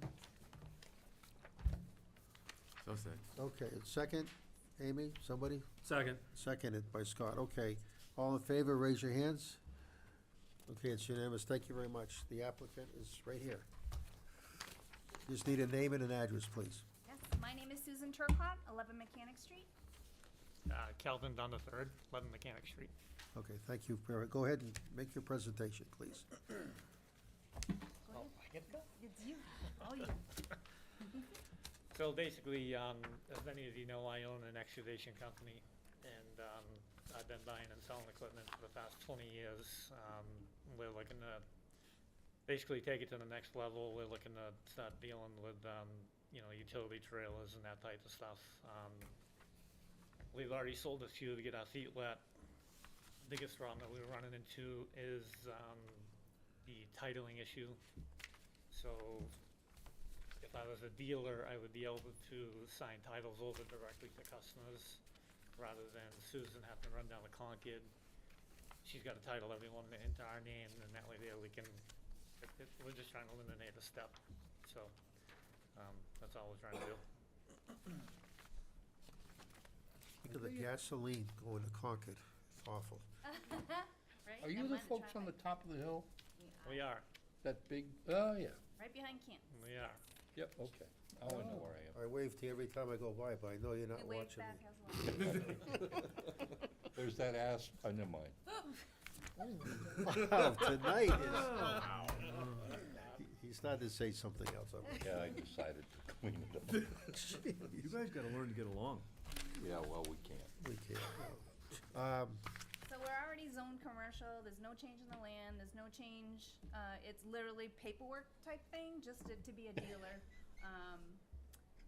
So wait, and I've never seen any, I mean, I just glance up there obviously, but I've never seen anything stored up there. Is it in the back of the house or? So basically, I think it was probably 7, 8 years ago now, when I was dealing with Shanner. Saunders. Yeah, correct. We had multiple site visits with her, and the way the property was, I obviously wanted to do the nice house in the front, have the trucks and all the stuff out in the back, and that's how we got approved. The commercial land is actually in the front, the house is in commercial zone, and the back half of the land wasn't commercial, but we were able to flip-flop it. Like I told her, it's in everybody's best interest. I mean, who wants to drive down Union Ave and see half a dozen excavators and dump trucks and all kinds of stuff out near the road and have a beautiful house, stuffed out back in the woods, so that's the way it worked out. Is there access? I should have probably noticed that. but There is, There is access, that's what I thought, okay. to Mechanic Street. Yeah. Yeah, the driveway is on Mechanic Street. Any questions by anybody? The site plan I'm looking at here shows a proposed metal building, is that right? That was last summer. The metal building has been constructed. Oh, it has been constructed, Yeah, okay, it's so already there. that's, Yeah, Yep. if I could just, Okay. so what we did is, they went to minor site plan previously, okay. and because this is just a very basic, for them to get the automotive utility license to be a trailer dealer, according to our table, they required a CUP. So instead of going out and redoing a whole plan, we suggested that we reutilize their same plan that they had already approved for minor site plan to draw on their proposed storage area. So, on the plan, it shows that proposed new structure that's already been built, and they already have met all the requirements of that. It's just this paperwork trail now that we're trying to get to allow them to do the dealer license, use, which requires a CUP. So is this like a change of use? It's not changing the use, it's just adding that use to their existing property. Adding the use? Yeah. Got it. We need a public Alright. hearing? We haven't got that far yet. We're going to do it right now. Okay, thank you very much. I'll open up a public hearing on this application now at 7:59. Is there anybody in the public that would like to comment on this application?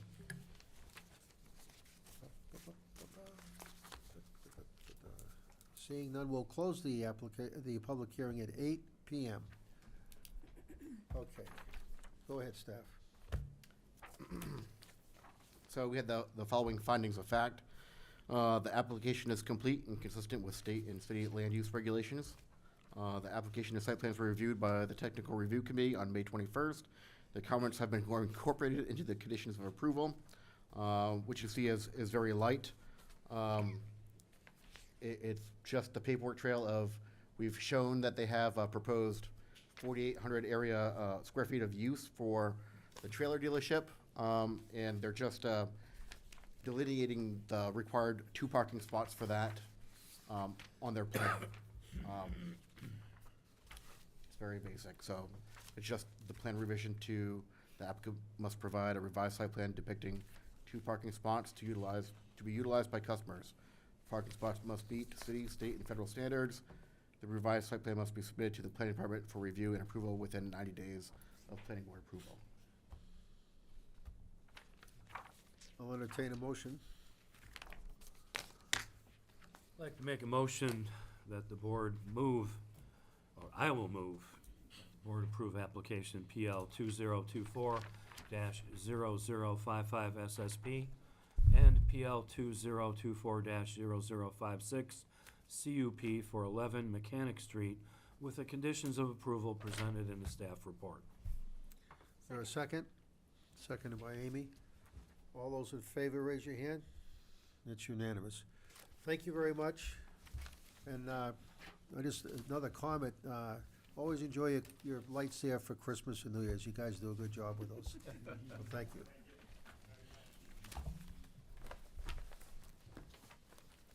Okay, so now we go to 7.3 PL 2024-0052 SP and PL 2024-0053 CUP. Eversource utility right-of-way. This is a proposed replacement of 18 existing wooden utility structures within the Eversource right-of-way. Is the applicant here? Oh, right, sorry. First, we need to vote acceptance of this. Entertain a motion to accept this. So made. Second? Second. Okay, all in favor, raise your hands. Okay, it's unanimous. Come on up, thank you. Thank you. So I am Connor Madison here on behalf of Eversource. I am from GZA Environmental Consultant. I'm here with a few others of the team. Ashley Friend is the applicant from Eversource, as well as Mark Nash, Community Relations for Eversource. And Justin Sherman, he's here from GZA. He's the one that delineated the wetlands in front of you as well. So as you stated, we're here for a conditional use permit application for required impacts within the Wetland Conservation and Water Quality Overlay District for upcoming J125 transmission line structure replacement project. We have gone before the Conservation Commission in February for a standard dredge and fill permit application that I'll explain later on, as well as seeing them, I would say, a few weeks ago or in May for the conditional use permit application, and a couple weeks ago we also visited the TRC. And we are here tonight to present hopefully the final step of this conditional use permit. So the J125 transmission line, as a whole, it starts from Franklin at Webster Lake Substation, and it goes east to Tilton, Belmont, and it ends at Laconia on the Guilford-Laconia border at the Laconia Substation, it's creatively called. For the entire project, Eversource is proposing to replace 140 laminate wood structures to steel pole structures. Every year, Eversource goes out and inspects their lines for damage. During the course of these inspections, they observe that these laminate wood structures are failing. They're cracking right in the glue along the length. That creates holes, avenues for water, insects to get in. Water and insects cause a lot of damage, woodpecker damage, rot from the inside. So they're proposing to replace all of the laminate wood structures across the state. So this project fell into that laminate wood structure program. So it is 140 structures as a whole. 18 poles for the city of Laconia are proposed to be replaced from this laminate wood pole to the steel pole structures. This is similar type of work as you saw in 2017. That's the latest project I'm aware of that happened in Laconia. That's in the same right-of-way on the L176. So already in the right-of-way, there is an example of these steel poles. So we're just going in and replacing the line right next to it. That's currently wood. We're not installing any new lines for this project. We're not widening the right-of-way at all. This is just a wood to steel pole replacement project. These steel poles will be about 5 to 10 feet away from the current existing laminate poles. So we have to install the steel poles, transfer them to the line before we can remove the wood poles. For those poles, there are 2 that are in wetlands. So we are counting that as permanent wetland impact. So that is where that 40 square feet comes from. As far as construction goes, we will be using timber matting in these wetlands that decreases the amount of compaction in the wetlands. So that is our temporary wetland impact. Those will be installed in the wetlands for the course of the project and then removed at the end for restoration. For general construction kind of overview, we will be abiding by the BMP manual. It's the 2019 Best Management Practices for Utility Maintenance and Projects. what that entails is we use clean timber matting, we use silt fence and silt sock. We're not allowed to use any straw wattle. That's kind of plastic welding. That's a fish and game requirement, so turtles and snakes don't get caught in it. So we do use a silt sock fabric material.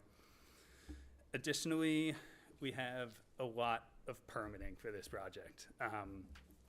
All permits will be approved before the start of construction.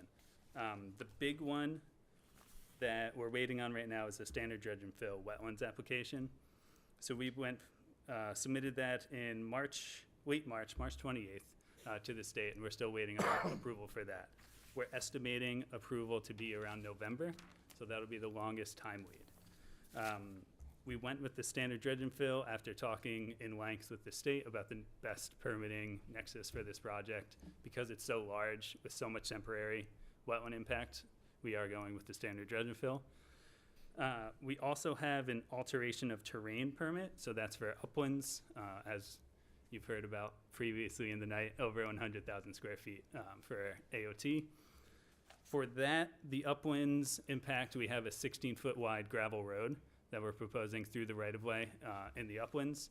We're also proposing that to stay in the wetland buffer, so that would be a permanent wetland buffer impact for that 16-foot wide gravel road. That gravel road is for equipment to get down safely. We leave it in the right-of-way in case of emergency. We can access these structures with a bucket truck. For overall construction, we have bucket truck, crane, drill rig that all need to get onto this right-of-way safely. Additionally, we have a 100 by 100 foot work area that is included in the AOT. So these 100 foot by 100 foot work areas will be restored back to a 30 foot by 60 foot gravel pad. In the wetlands, it'll all be temporary, so we'll be removing the mats and getting out of there. For the uplands, it will be kind of reduced to a 30 by 60, which is the size of a bucket truck, so we can get in there, have a safe place to set up and get to the line in case of emergency. We also have DOT driveway permit applications. We'll need one in the city of Waconia as well through NHDOT. And we have New Hampshire Fish and Game and Natural Heritage Bureau coordination. That's all through the standard dredge and fill. There were no hits in Waconia, so that one's kind of, that correspondence was easier than anticipated. As said, we are hoping to start this project after all these permits are approved. Right now, we're looking at this winter, so this November, December, and it would go all the way through 2025, through the growing season, which is the summer, and then restore the next winter in 2025, 2026. I kind of sped through that because I've gone over this presentation a few times, so I apologize if I was talking quickly and it sounds like I just have it memorized, but if you have any questions, please feel free. I've got one, probably. When you guys are out going through the wetlands to temporarily fill, I guess it sounds like you're gonna fill sections of them. Is that something that you have somebody there from conservation or somebody from the state overseeing that, or? No, so it's just the 4 foot by 16 foot timber mats are going in. We clean them before they get on site, and we clean them after for invasives. Set them down on top of it? Yeah. Okay. Set them down. It's a typical industry standard, state standard best management practice, so they don't oversee that. That's fine, all right, thank you. Anybody have any questions? Go ahead, Scott. You had mentioned some access roads that are outside of the right-of-way. Is that one of those at the end of Lafayette Street? Is that correct? The one off The dash Lafayette, line? I believe, is a permanent impact, or a permanent. That's existing to the current substation? That's existing? Yep. And then, are there any others? On this one, there is one more off right away that Eversource is pursuing. It's off of South Main Street. Yes, I see that. It's kind of that purple. And that would go all the way to structure 145. I know the team looked at that today. That stream is culverted. It's an unnamed, or it's Sturkey Brook that is culverted with a bridge already installed. Does that cross private property, or? Yes, yeah, I have to assume so. So we work with the underlying landowner for all these access points. and get agreements. That's primarily a whole department that luckily isn't me. So that's our project services The department. legal department or something. Yeah. Okay, anybody else? Go ahead. One-for-one structure replacements? 1 for 1. Yep. Same height? The average height, it will sound weird, the average height will increase 7 feet across this project. Industry standard has us increasing the heights of these for electrical safety purposes. I I'm can try assuming to explain it for you, but Caissons and then direct embedment? these are all direct embeds with caissons, yep. Are they gonna construct hot and then energized and then cut over? I think a portion of this line will be conducted energized and a portion will not be. We are in the early stages, so a contractor hasn't been awarded for this project, but it will be a 4-foot caisson direct embed, That was my world. 1-to-1. Transmission retiree. Yeah, I was gonna say, you know all the lingo here. That was impressive, yeah. You hide it so well. Oh, Hi, Ashley Friend with Eversource. Just to clarify too, when we say live line versus outages, an outage of the line will not result in a customer outage. So that's coordinated through our system planning. And so there are multiple different transmission lines that feed the substation that then go down to distribution lines that feed the customers. So taking an outage on the line to complete the project does not result in a residential customer outage. So just wanted to clarify that. Thanks, Connor, you did great. Okay, thank you. Thank you. Thank you. talking so much lingo, I'm just gonna throw it up. Thank you. Okay, anybody else have any questions? Okay, we'll open this up for a public comment at 8:13. Does anybody in the public have any commentary they'd like to inject on this application? Okay, we'll close the public hearing at 8:13 on this application. Go ahead, staff. So for the findings of fact, the application is complete and consistent with state and city land use regulations. The application site plans were reviewed by the Conservation Commission at its May and, as he previously stated, February meetings. The only comments they had were they just requested that the applicant provide them with the final restoration report upon completion of the project, which that is included as one of the conditions of approval. And then the third finding of fact is the application and site plans were reviewed by the Technical Review Committee at its May meeting, and their comments have also been incorporated in the recommended conditions of approval, which is from the Department of Public Works.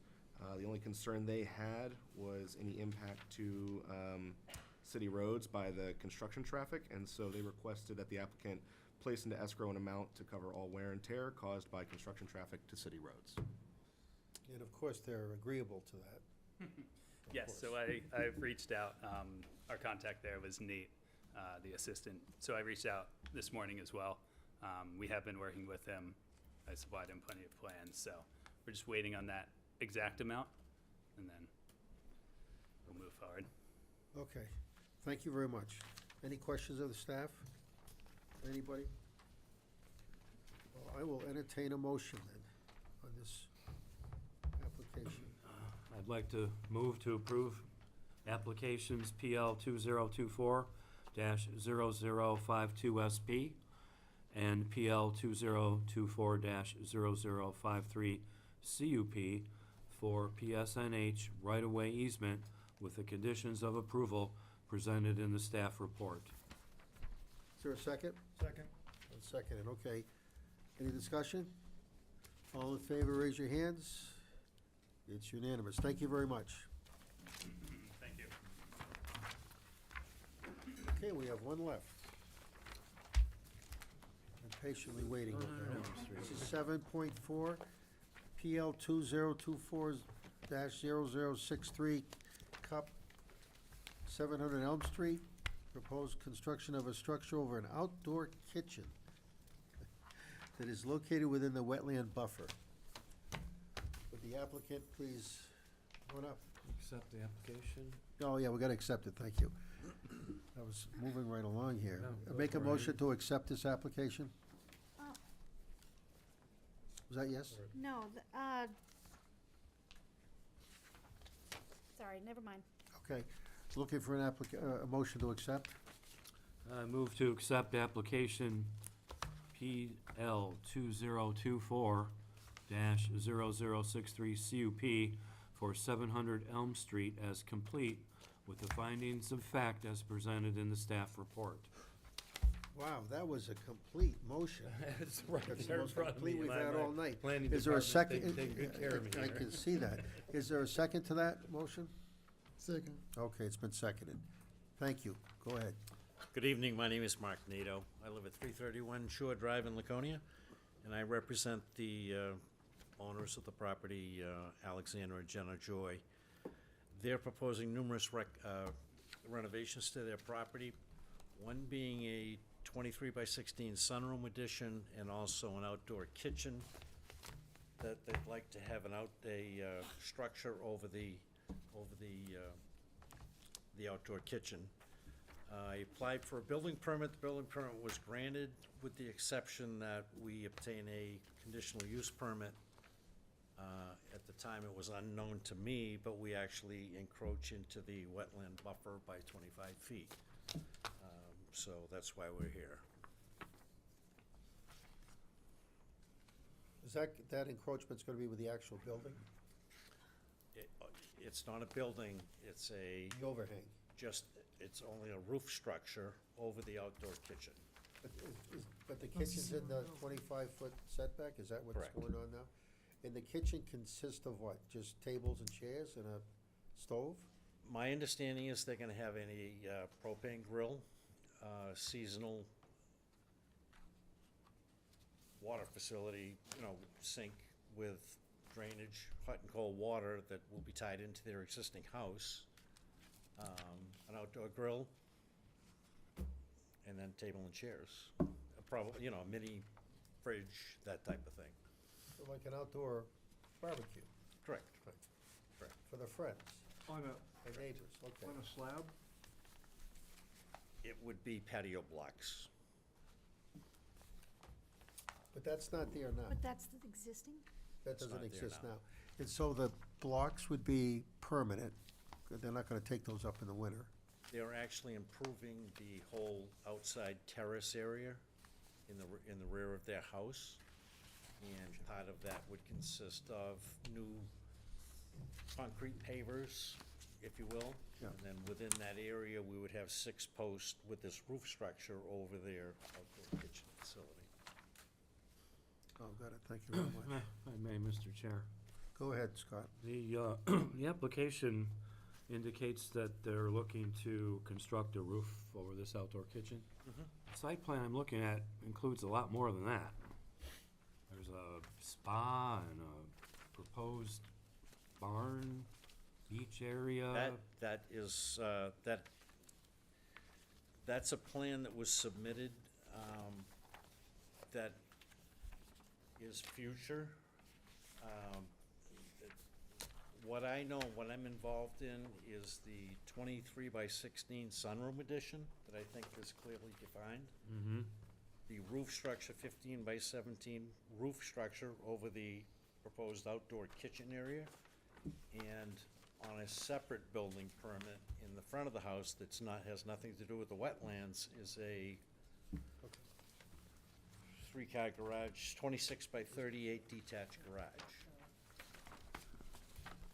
I know that they have under another contract with another landscaper to improve the landscaping that has nothing to do with the building permit. So they're looking to construct this pavilion. That's a close facsimile to exactly what they're looking to put over their outside kitchen, correct. I guess I would have to, if I could direct my concerns to the planning department, because Well, let's wait. the site plan has so much Scott? more. Scott, we'll do that when we talk to Okay, staff. thank you. Any other questions of the applicant here? Applicant's representative, I should say.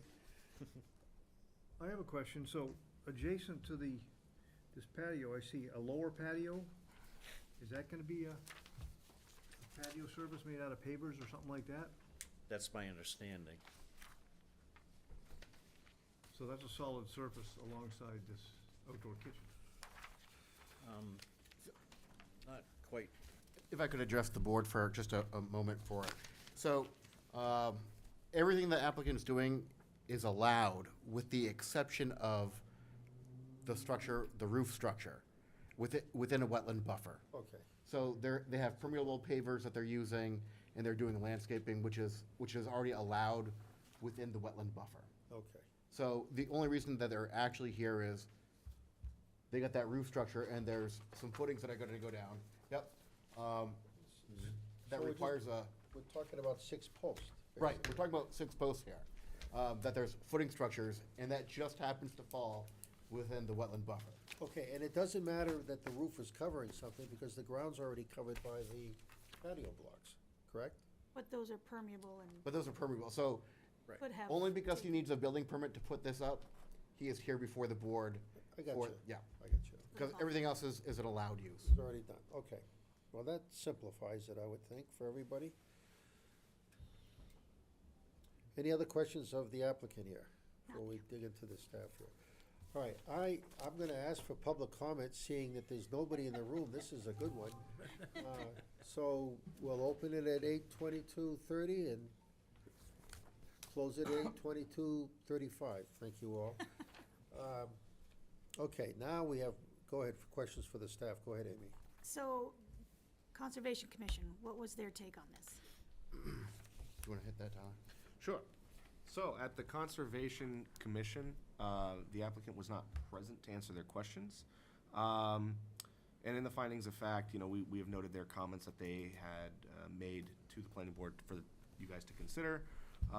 Their 3 comments were to require the applicant to provide a wetlands plan that has been certified by a wetland scientist. And they also requested that the board table the application to July 2nd, to the July 2nd planning board meeting, and require that the applicant attend the June 5th or June 19th Conservation Commission meetings to have their questions answered. Or they said that they would be fine if the board granted a condition of approval to require them to attend the June 5th or June 19th meetings, and any recommendations that Conservation Commission has would be a condition of approval. Did they have any questions for the Yeah, applicant? Yeah. They had questions. They mostly wanted to look at a larger plan set, which I thought we had a pretty big plan set. But other than that, they wanted to know if the plans were actually delineated by a wetland scientist, which, looking at the plans, they were delineated by a land surveyor and not a wetland scientist. So that was pretty much. And what would the added value be of a wetland scientist evaluating the 6 posts? So that was just to I'm determine. not trying to be a wise guy. If there's a real reason, let's Sure. get that on the table. Sure. So the value would have been that we would know where exactly the wetlands fall, because wetlands do change over time, and the Conservation Commission was concerned of where this falls within the buffer, or potentially within the wetlands themselves. So that was their concern. Isn't that a little late, if these tiles or whatever they are, or blocks were already down on the ground? Isn't that a little late to be talking about that? I'm just asking. I mean, But as Rob said, those are allowed in a wetland. That's what Right. I'm saying, so what's I don't understand the question then. It was just a concern that Conservation Commission had, and it was a comment that they had made, was they asked the board if it. I don't know that, again, speaking from my opinion, I think if it had been serious enough, maybe somebody would be here, or they could have been giving us the questions to ask. The direct questions they had, we could have asked those questions too. There was a threat to the wetlands. Right, I mean, we're all, Looking for something substantial here. I think I speak for the board, that everybody here is equally concerned about wetland protection. I think the Conservation Commission is just concerned in general with structures going up within a wetland and. Buffer. Correct. And I think we should look at this application for what it is. It's 6 footings within a Right. wetland buffer. Not much impact. There's, What's the that? impact for this is very negligible. Yep. We did highlight the conservation's concerns under our conditions of approval. So that is the planning board's decision of whether they want to follow through with conservation's conditions. I'll outline them just in case. The applicant must have the wetlands delineated by a certified wetland scientist, and the certified wetlands delineation must be provided to the planning department for review and approval prior to start of construction.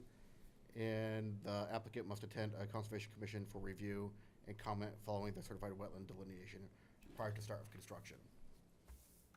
That would potentially delay anything being done until after our July meeting? No, this was, because they're every 2 weeks, yes? They're every 2 weeks, so there's a Conservation Commission meeting. But we don't meet again until July. But this is just a condition of approval. We've already approved it, once they go to them. We haven't approved it yet. If we approve this, it's in the conditions that they have to go to the commission. We're gonna force the applicant to go to the commission and get the commission. Well, it's not. Technically, they should have gone to the commission already before that Do even you came know here. why they so- missed that meeting? I didn't realize, I knew that there was a, what do you call it, TRC, Technical Review Committee. I understood that was a private meeting. I didn't know that there was I wasn't aware that there was a conservation So you weren't meeting, notified? and I was not notified. And you're the person on file that would be notified? I'm the applicant, correct, representing the owner. Any idea what happened there? We sent the applicant an email. An email? Yep, and for both the TRC and the Conservation Commission. I thought we were doing more than just emails. Our standard practice is, that's why we have a contact sheet that's submitted, and we send emails to the applicant. The Conservation Commission does not have the same requirements that the planning board has for notification. I will note that your office did call me to confirm that I received Right, because we this wanted to notice. make sure that somebody was, because nobody else had showed up for anything else, that we wanted to make sure that somebody was gonna be here tonight. And I did not, I can't say that I did not. If I did, I missed it. I don't usually miss an email, but Very easy I to would have do. been there. I would have been there. Very had I easy known. to miss. Okay, that's another matter. What is the pleasure of the board at this point? Just pass it. They're doing a good job back there. They filed all the required paperwork. We're talking about 6 posts and a roof. I understand the impact may be negligible. My only concern is, the Conservation Commission has a role to play. I feel like we might be kind of overriding or bypassing their authority or diminishing their role in some form or An fashion. opportunity That's to my only contact concern. the applicant if they had I mean, questions. we could do a condition that they at least show up at the It's next part of, conservation it meeting. is part of the, That is part of one of our recommendation. Right, recommendation. okay, well, I would be agreeable to that. I think the requirement that they have to hire a separate, Right, I'm with whatever, you. that. Yeah, why, for what Oh, purpose? That's a separate item on there, right? Separate Right, line? you can, the planning board So can we could absolutely remove remove that. that condition. You can make a motion to remove that. I- You need a motion to remove Nope. that? Nope, you just need to state that. Does everybody agree with removing the scientist? Yes. No, Anybody disagree? I do. Okay, so you got one, all right, show me the hands that approve removing the scientist. Abstain. Louis is abstaining from this. So don't laugh at me. So 5-1, boy, Scotty, 5-1 are in favor of removing the scientist requirement from the, So then just to clarify, the only condition for the applicant then will be a plan review. The applicant must attend a Conservation Commission meeting for review and comment. and I suspect, Mr. Applicant, that if the conservation members have some serious concerns, you guys can work all that out. Absolutely, I believe you. Okay, wonderful. All right, I'll, My understanding is a conservation meeting tomorrow night? no, is it tomorrow night? There is one tomorrow night. Yeah, will he be Yeah. able to go to that? Yep. Tomorrow night, excellent. And that is where? Is that here? Here. No, So- oh. no, it's gonna be at Prescott Farms tomorrow. So call the office tomorrow morning. Right, wait a minute. That's okay, It's it's all a right. field trip day. It'll be tomorrow, so trip. that's easy, and I'm sure the applicant's got no problem with that. So, I'll entertain a motion. I'll make a motion to approve application PL 2024-0063 CUP for 700 Elm Street with the conditions of approval presented by the staff report and following their findings of fact. As amended. As amended, thank you, Bruce. Sorry. I'll look for a second on that, please. I'll second that. Seconded by Councilor Cheney. All in favor, please. Further discussion first. Oh, of course. Any more discussion? I'm sorry. You're right. We'll Okay, kill the first person. all in favor, raise your hands, please. We have 2, 4, 5 opposed, 5 in favor, 1 opposed, and 1 abstention. Thank you very Lovely. much. Have fun at that meeting tomorrow night. I can't wait to hear the results, and I will. We got you. Thank you. Okay, so now we have, very good here. We have, lose my While you're thrashing around, Mr. Chairman, could I make a comment? Is that in the new business? Is it back? Yes. Is this back about me personally? Yes. It's down to, you gotta wait, your turn. Yeah, yeah. Comes Can under I- city can I- council. Can I have that, please? Well, this has nothing to do with city council, just, Yeah, we have to stick with the agenda here. So now we're looking for planning department report. that was what I wanted to mention. Okay, go ahead. I just wanted to comment that the director made a presentation to the city council the other night, a couple of nights ago. The reaction, the public reaction was very good, I thought. I want to make the board understand that the report that the director has now been supplying to the city council has been received extremely warmly. They were very pleased and very complimentary of how it was laid out and the information it provided. So I wanted to compliment the director and his staff for improving their relationship with the city council I by. wish I'd never let these comments been added. Should we clap? So, Well done. so. Well done, gentlemen. Well done. I'll So- second that motion. So they've met the requirements that you guys had put forward, which had been asked for a long time, so that's Well, good. but I talked to Rob when he came out with the first one and suggested he might supply it to the council. He did, and like I said, the reaction has been by those who care. Some don't, you know, they're there for the the nature of the glory or beast. whatever. But I just wanted you to know, and I wanted the board to know, that it was extremely well received, and thank you for that. Absolutely. Okay, go ahead. So, I distributed our monthly report. It looked very light this month, but I just want to emphasize, this month has been exceptionally busy with review of applications, especially the glamping project took a tremendous amount of time reviewing everything, coordinating meetings with DPW and working on it, so it's been very time-consuming. But I'll hit on what I've provided in the staff report. So we now are fully staffed. We had our conservation person start last Wednesday. So it is absolutely fantastic. We had one administrative review this month. That was for 36 Cole Street for a home occupation. Still, there have been no minor site plan applications. We had two TIF meetings this month, one for the Weirs TIF and one for the downtown TIF. Largely, what was discussed was the budget for both of those and potential projects moving forward with those. We have no new master plan updates. Zoning board, we had 6 applications go before the zoning board. 2 of them were for short-term lodging. One applicant withdrew, and the other one was approved. Additionally, we had one application for a variance to subdivide 4 lots, where only 3 would be allowed. That one will be coming to planning board in the next few months, just so that everybody's aware. That is the one just outside of South Down. I think it's 1921 Parade Road. So that one will be coming very soon. So we look forward to reviewing that one. There was another application that came in for a variance for both the front and shoreline protection overlay setbacks. And then our final application was for a sign variance, which was withdrawn. As we kind of talked about at zoning board, it was, there's 2 entities, 2 LLCs, and as it was presented to the city to begin with, we thought it'd go over their sign allowance, but because they're 2 different LLCs, they're allowed 2 signs per business, so then they didn't actually need the variance. So that was our zoning board for this month.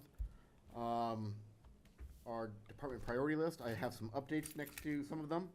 Some of them I'll hit on next on the agenda.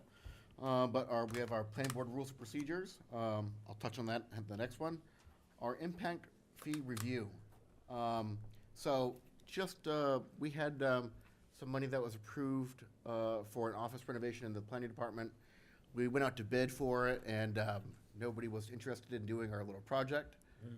It just wasn't worth enough, apparently. But that was $50,000. So I had a discussion today with the city manager.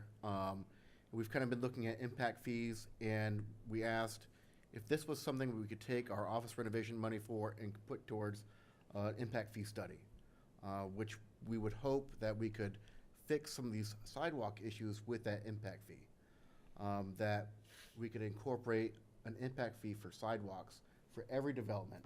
So that way we can take the sidewalk discussion straight out of the site plan and subdivision regulations, with the exception of internal sidewalks on subdivisions.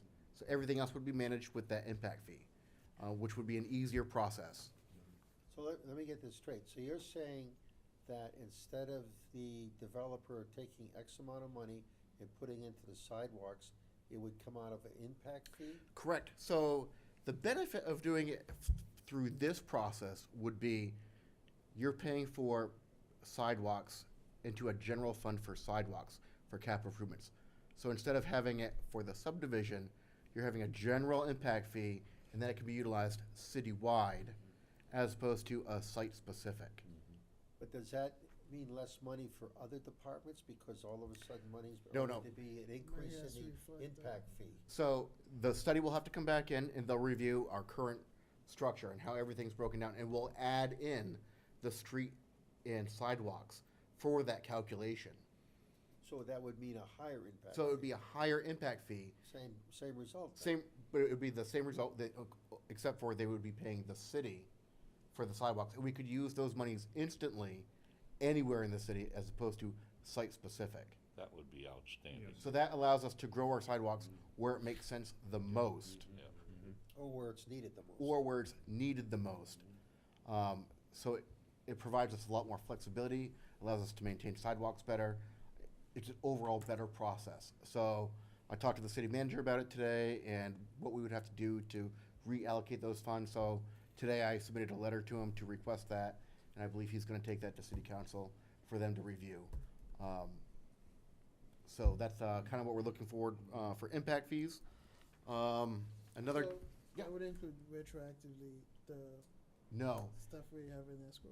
Or? This would only affect applications moving forward after whatever update is approved by the planning board and then finally adopted by city council. But it'd be a better process. It'd be a more firm and fair, consistent process. And we wouldn't have some of the issues that were presented tonight.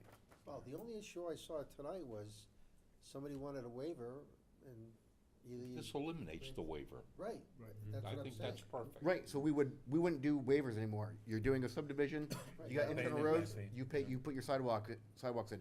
But everything else, you're paying the impact fee Right, for. because that's what I'm saying. People think they're gonna get a waiver, and other people that didn't get it are gonna say, what the hell's going on here? Yep, and that eliminates that. We'll have, So wait, does that mean they put the sidewalk or pay the impact fee, or how does that work? so for site plans, it would be, we would eliminate the sidewalk requirement, because now they would be paying us the impact fee. So we could Okay. utilize that anywhere else.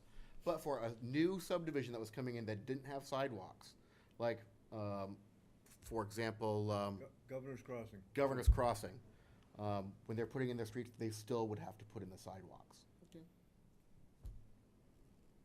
But that would be covered with the impact fee. No, the developer's paying for that one, Okay. Subdivisions only. for subdivisions only. Got it. For site plans, they would not be, because we're gonna be assessing them that impact fee. That'll be based off of a road frontage, so it'll be a straightforward calculation every time, set standard. And they would know in advance what. And you know in advance, before you even come to plan board, I gotta pay this, and that's a set amount every time based off of road frontage. Yep. So it's an Okay. overall cleaner process, and I think that more is in line with the city's goals of building out a logical sidewalk plan. that hopefully we can review in our master plan in a transportation chapter. Performance zoning, I'll touch on that in a minute. I'll touch on it now, I suppose. So I've kind of distributed our current language for performance zoning. We would like some input for what the planning board would like to see. We know that there has been discussion on performance zoning and how it's managed. I will give you my thought. First on it is under B, I would suggest that we would have waivers for each deviation they're requesting from the zoning ordinance, and that we would approve each of those waivers independently of each other. So that way we would have more control over the density, the height restrictions. So somebody could come in and request the moon, and now they have to submit a waiver for each one, and we can, we're not comfortable with that density. We're not gonna approve that one, but we'll approve everything else. Or we're not comfortable with height, so we'll approve everything else except for the height. So this is after zoning board? No, it would still be, it would not go to zoning board still, it would still come to the planning board. So it wouldn't go to zoning? No, it wouldn't go to zoning, it would come here like it currently does, but would give the planning board precise control over each of the items. You're now making that decision for each one of how lenient do you wanna be? Or not be. And then if you denied one, it automatically is gonna kick them to zoning board to get a variance. So that's kind of what my. So wait, let me be clear about this.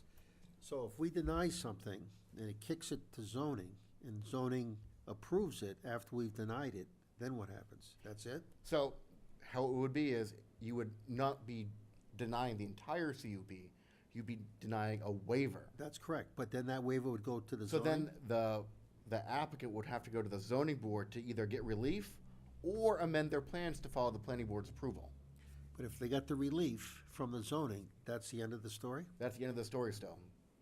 The zoning board still ultimately has authority about approving variances. Even if the planning board might not necessarily agree with the variance that's approved, that's the zoning board's responsibility. That's true now. And that's absolutely true now. I know that, that's why I was trying to see what was going on. But Okay. I think that's the best safeguard we could have in there is that we're approving individual waivers. And then if that waiver's denied, we kick it to zoning board and they have to go through that. Or they can play nice and reduce it and make us happy. So I gave you a copy of our ordinance if you wanted to take a look at it, review other changes. If you want performance standards or anything else in there, I provided it just for your input, so we might have more discussion next month. And I'm still working on language for the waivers, and I want to make sure that it passes legal's muster, but I have drafted up proposed changes, but I have not sent it to legal for them to validate everything. So after I get that validation, I will provide you the copies. But those are my thoughts.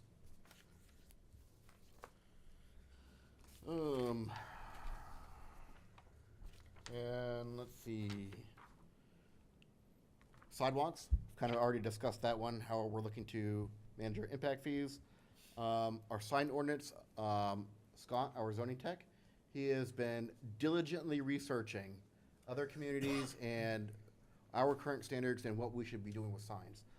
We are very close to being ready to present you with something. We're just not there yet. I will hit on it since we're already in the staff report. Can you do that also for impact fees? Do we know any other towns what their impact fees are? So- It could be like a sort of way of doing the study ourselves. So there's a lot of communities that are not doing it right and that are getting sued over their impact fees. We are one of the very few communities that is doing it right. So I would be very hesitant to reach out to another community as we are the standard. Got it, but do we know what they're not doing right? What kind of? They're not managing the funds of it correctly and they're not applying it correctly. Okay. So I would be hesitant about reviewing other communities. We've reached out to third-party review, as it'll have to be a complete analysis that's done to validate why we're collecting it, how much we're collecting it, So that's gonna be a third-party review to come to us to validate everything legally, to do all the analysis for us, and then we'll take it, and we'll have them present to the planning board, and then ultimately present to city council. But we could probably ask the third-party analysis to compare us to other communities, if that's something you guys want to include. Well, I'd like to know if somebody's doing extra set, like they're getting a good amount of funds, especially the ones who are getting more funds, and if they're doing that successfully. If I can interject for a moment, I think one of the problems that we've seen, the council has seen, or is seeing, is issues where funds aren't legally dealt with. And I'll give you, for instance, we have a trust fund to fix a bridge, $500,000. They pay $450,000, the bridge is done, there's $50,000 left. We have been taking that and putting it in a fund. As a technical matter, we have to have a public hearing to move those funds. And those are some of the problems that I think a lot of these other communities we've run into. Not as it relates to this, but as it relates to trust funds and other things, where I don't think there's an ounce of inappropriateness on the part of boards and commissions. I think what happens is, it's been done that way for 20 years or 50 years, and nobody knew it was supposed to be different. One of the people that I talked to, one of the trust fund folks I talked to said, you know, I know you can have a public hearing, and we have them all the time, where nobody shows up. So after a while, you go, why have a public hearing to move $50,000 when we know nobody's gonna show up? We'll just move it. And you can't do those sorts of things. So I don't mean to interrupt, but I think a lot of the problems these other communities have is not following the steps they're supposed to follow, more than how much money are they getting. I think we can decide what we want. We just have to make sure, once we get it, that we deal with it properly, and that's where I think other towns are running into problems. Correct. And each community is different, and they're all assessing impact fees completely different. So there's no real standard for how much we're assessing per single-family home or duplex. It's very sporadic across the board. And I don't think any community will be the same. Every community is unique in their own. Okay, anything else? So, we also have, and has come up as an issue from legal, which is why we have brought it so quickly to the board. You'll notice we provided you a copy of a draft ordinance update to sections 235.41 and 235.43 for residential accessory uses and non-residential accessory uses. Our ordinance is kind of lacking in unregistered vehicles. It's an or option, so enforcement is very difficult.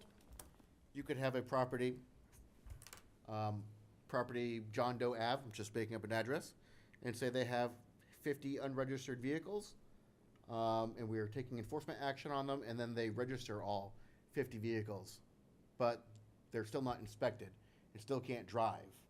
So they're fine, according to our ordinance. So we're looking to fix that so it more closely mirrors the state's requirement that it has to be roadworthy or inspected and registered, both. And that would give us the teeth we need to follow through with some enforcement actions that we are unable to move forward or have had issues trying to move forward. And that's why we have brought those forward here. Legal has said, this is what you need to do, and that's where we're presenting those. Do you need a motion? So, if we were to make a motion, it would be motion to schedule it for a public hearing at the next planning board meeting. Wait a minute, this is on the one item? This is for the one item that I've given you. It is So you're for, right- I saw that, but you're ready to go Yeah, forward. I can keep my demo derby cars. right, It's so, not my registration for legal at use. some point tonight, hopefully, the board will make a motion to schedule that for public hearing. So moved. Seconded. Before, just one question. Yes, sir. Discussion. On intent, so the intent is to prevent people from having 50 unregistered vehicles parked on a lot, right? Correct. Do we define vehicles? If this is a legal issue, is a vehicle a defined So- term? The use is the junkyard use, and that's what's giving us the ability to enforce it. And the state only allows one unregistered, uninspected vehicle on a lot. Vehicle. It does not, vehicle, so it's a trailer or an automobile or a motorcycle. Boat. It would not include boats. So boats, I In our understand. community, you see where I'm going, in other words, we got a So, lot of water and I got a lot of I boats would- stacked up. I in would places. love to- That's what I'm just asking, is the intent just cars, or is it, just vehicles Absolutely. that includes boats? So I 100% agree with you, and I know exactly where you're going, and I 100% agree with you. We were not able to draft language fast enough for that one for tonight. But we have proposed changes that we would like to present next month. Next month Got should like be, 20 unregistered Sea-Doos parked in your lot, and there's a few of those going on. absolutely, there are properties that have a number of boats, and I have discussed that with our legal advisors, that how do we enforce this? And they have given me some guidance, but we were not able to craft that fast enough for You tonight. see my point on intent? It sounds like the intent would apply, if I hear what you're saying, to these other watercraft-related use Correct. vehicles, if you want to call it that. Okay. But I that's a- would, I would offer to you that we should take this step tonight for unregistered and/or uninspected vehicles and move forward quickly with the others, but I don't think we should hold this up. Right, we can move on this Correct, right and away. that's my intent is, Okay. we can at least get forward momentum on this one, and then next month, we will have the language finalized for the boats. And the trailers that are gonna accompany that as well. So I've moved that we have a public hearing on the first one. And just to answer your question, we do have provisions in our zoning ordinance already for boat storage, RV storage, all that stuff. We'll get to that one next time, but that, we do separate that. Got it. All right, so trailers don't have inspection stickers, and I heard you mention trailers being registered. Depends on the trailer. It depends on the type of trailer, No, but I'm not talking about RVs, I'm talking about, I have two trailers that both have to get inspected. Tandem axle equipment trailers. wait, are those commercial? Nope. Private owned, I still have to get So them what if inspected every the- 6 months. So every 6 months? Yeah, because of the weight that they're capable of Okay, carrying. so that's a commercial thing. It's not registered commercially, but it's still, because it falls under that criteria, Under DOT commercial. makes me No, it's the size. inspect it and register it that way. What about the trailers that don't fall into that? What about a guy that's got a trailer for a motorcycle? That doesn't have inspection. that's a separate provision that we're gonna bring to you next month. Can we just get this one done, No, Mr. Chairman? Well, I just, fellow board member, I just want to make sure for clarity what we're talking about. What he's here. trying to tell you is he's gonna take care of those things. Putting more teeth in it next week. At 5 minutes of 9, Well, he's we had telling no you. problem earlier talking about this, so, And Ms. go ahead. Hannity. There's been a motion and second, and all in favor? We didn't, no discussion. Well, it sounded like nobody just wanted did. to talk anymore. Just had a lengthy discussion. I don't agree with this. What Okay, if, so, if you're working on a hot rod and you're building a hot rod in your garage? You're allowed to You do can't, one. it's not inspected. How You're can you allowed to inspect have it? one, Well, you got two. You got a parts car. and if it's inside, it's not. If it's inside, it Oh, doesn't apply. Inside a It garage says, doesn't apply. it says even inside on here. Junkyard inspected, how to do it above public. There's also a state law too that governs this, because the state law also defines what a junkyard is. There's more details that go into that. We didn't figure it was prudent to include it in this particular part of the ordinance. Inside a But there's permanent already state structure. law that covers what wait, so the is state allowed, law what's is not. going to contradict what? No, this, you go for it. there's different state laws that dictate antique or restoration cars. So this is going to make the difference for those two? This is plain and simple. We are going across the board that meets the junkyard definition of you're only allowed to have one. If somebody wants to have more than one and they have it inside their house, how are we going to enforce that? But this is going to protect the city from everything else.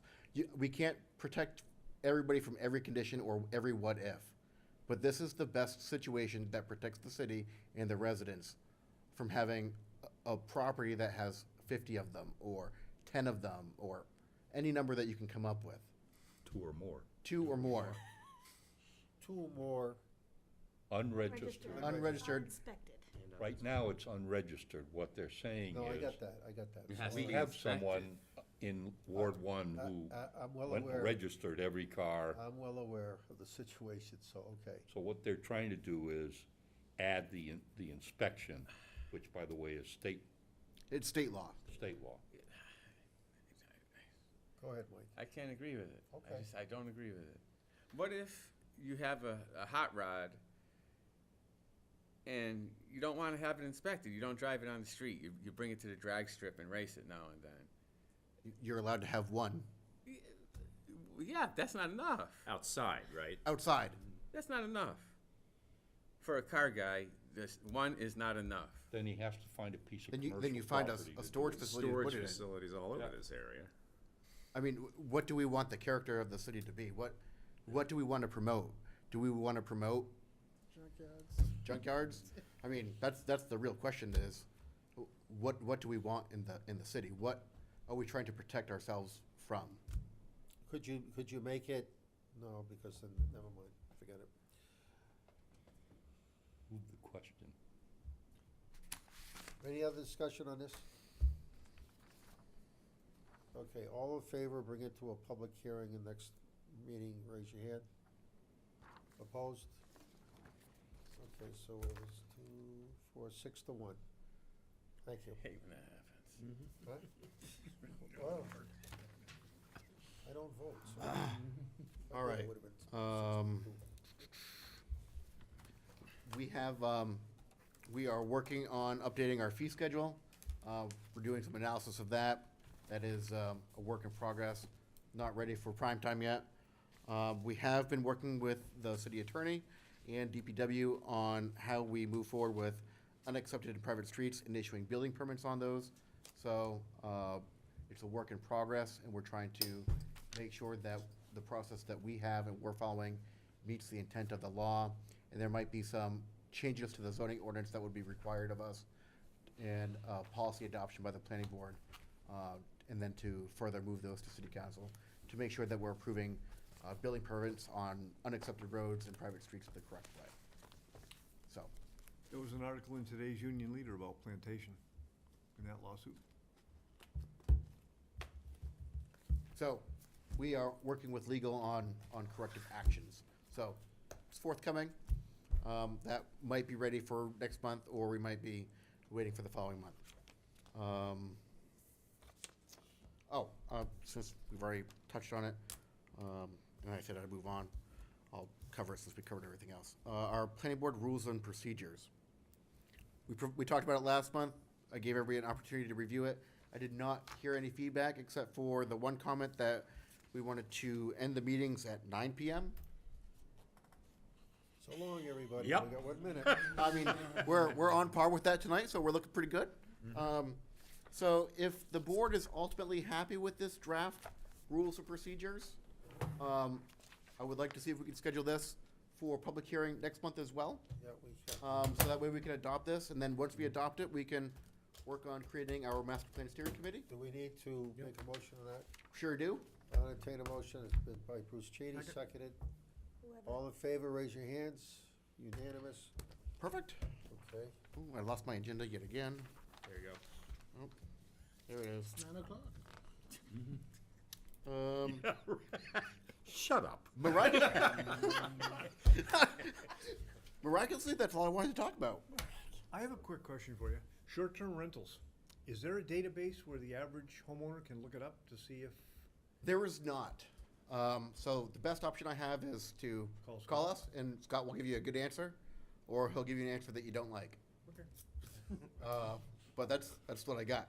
Are we working on something better? Yes. We are working on a new process for that, and that will take effect hopefully July 1, start of the new fiscal year.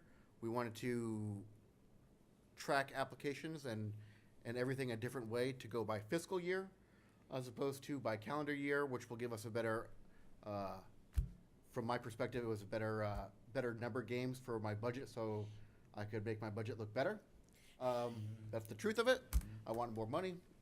So I'll work on that next year. And that's my solution moving forward.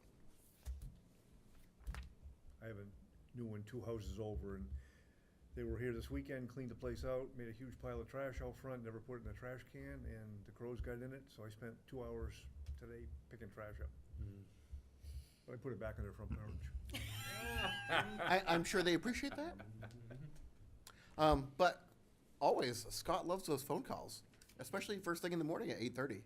And then they won't meet again until the fall. Right, right. You gonna be So- going to that, Scott? No, in fact, I was gonna take this opportunity to, let the board know well, two things. I'm moving to Belmont next month, so by law, I won't be able to serve any longer. And just coincidentally, my term's up this month too, so, but, I probably. So this is will- gonna be your last meeting? This will be my last meeting, and so I will no longer be able to serve as a commissioner as well. I just want everybody to know I've enjoyed working with everyone, over these past 3 years. It's been enlightening, it's been rewarding, I've enjoyed it. So you enjoyed it so much that it didn't stop you from moving to Belmont, though, to give it up. Thank you, Scott. You will be missed. All right, Thank you for your well, time, we'll Scott. so we're gonna need somebody for that commission, and Gail, has told me tonight that she would really appreciate having somebody replace her on the Conservation Commission. So we have 2 openings. We'll give you a month to think about it, if anybody can wanna step forward for those. Gail's not here, so we're not gonna talk about that. Let's vote her in. City. Right, I mean, both of those. City council, Councilor No Cheney? report. No report. We have no report on the Historical District Overlay Commission because, as you can see, our director of the planning department has been so busy with everything else that apparently this has been pushed aside again. So we'll wait. I apologize, I just haven't had time to get to that one yet. Right, well, I hope you do soon, otherwise, who knows what'll happen in these districts that we're trying to protect. Understood. Thank you. Mr. Chairman, I have Go a ahead. calling that I have to answer. Go ahead. Thank you. Any other And business? good luck, Scott. Well, thank you. Any other business from anybody else? I want to thank you all for indulging everybody, each other, on the sidewalk thing tonight, because it's something that we're working on, but I think it's something that needs to continually be enforced equally with all the developers, not just picking here and there, which I think we were potentially doing over the last few years, so. Well, hopefully we'll have eliminated that. Well, moving forward. I look forward to that. But the main thing is the city needs to, one way or the other, get sidewalks on these roads that desperately need them, period. So, all right, I have a motion for adjournment at 9:04. So made. So moved. All right, we're there. Thank you all very much. Thank you.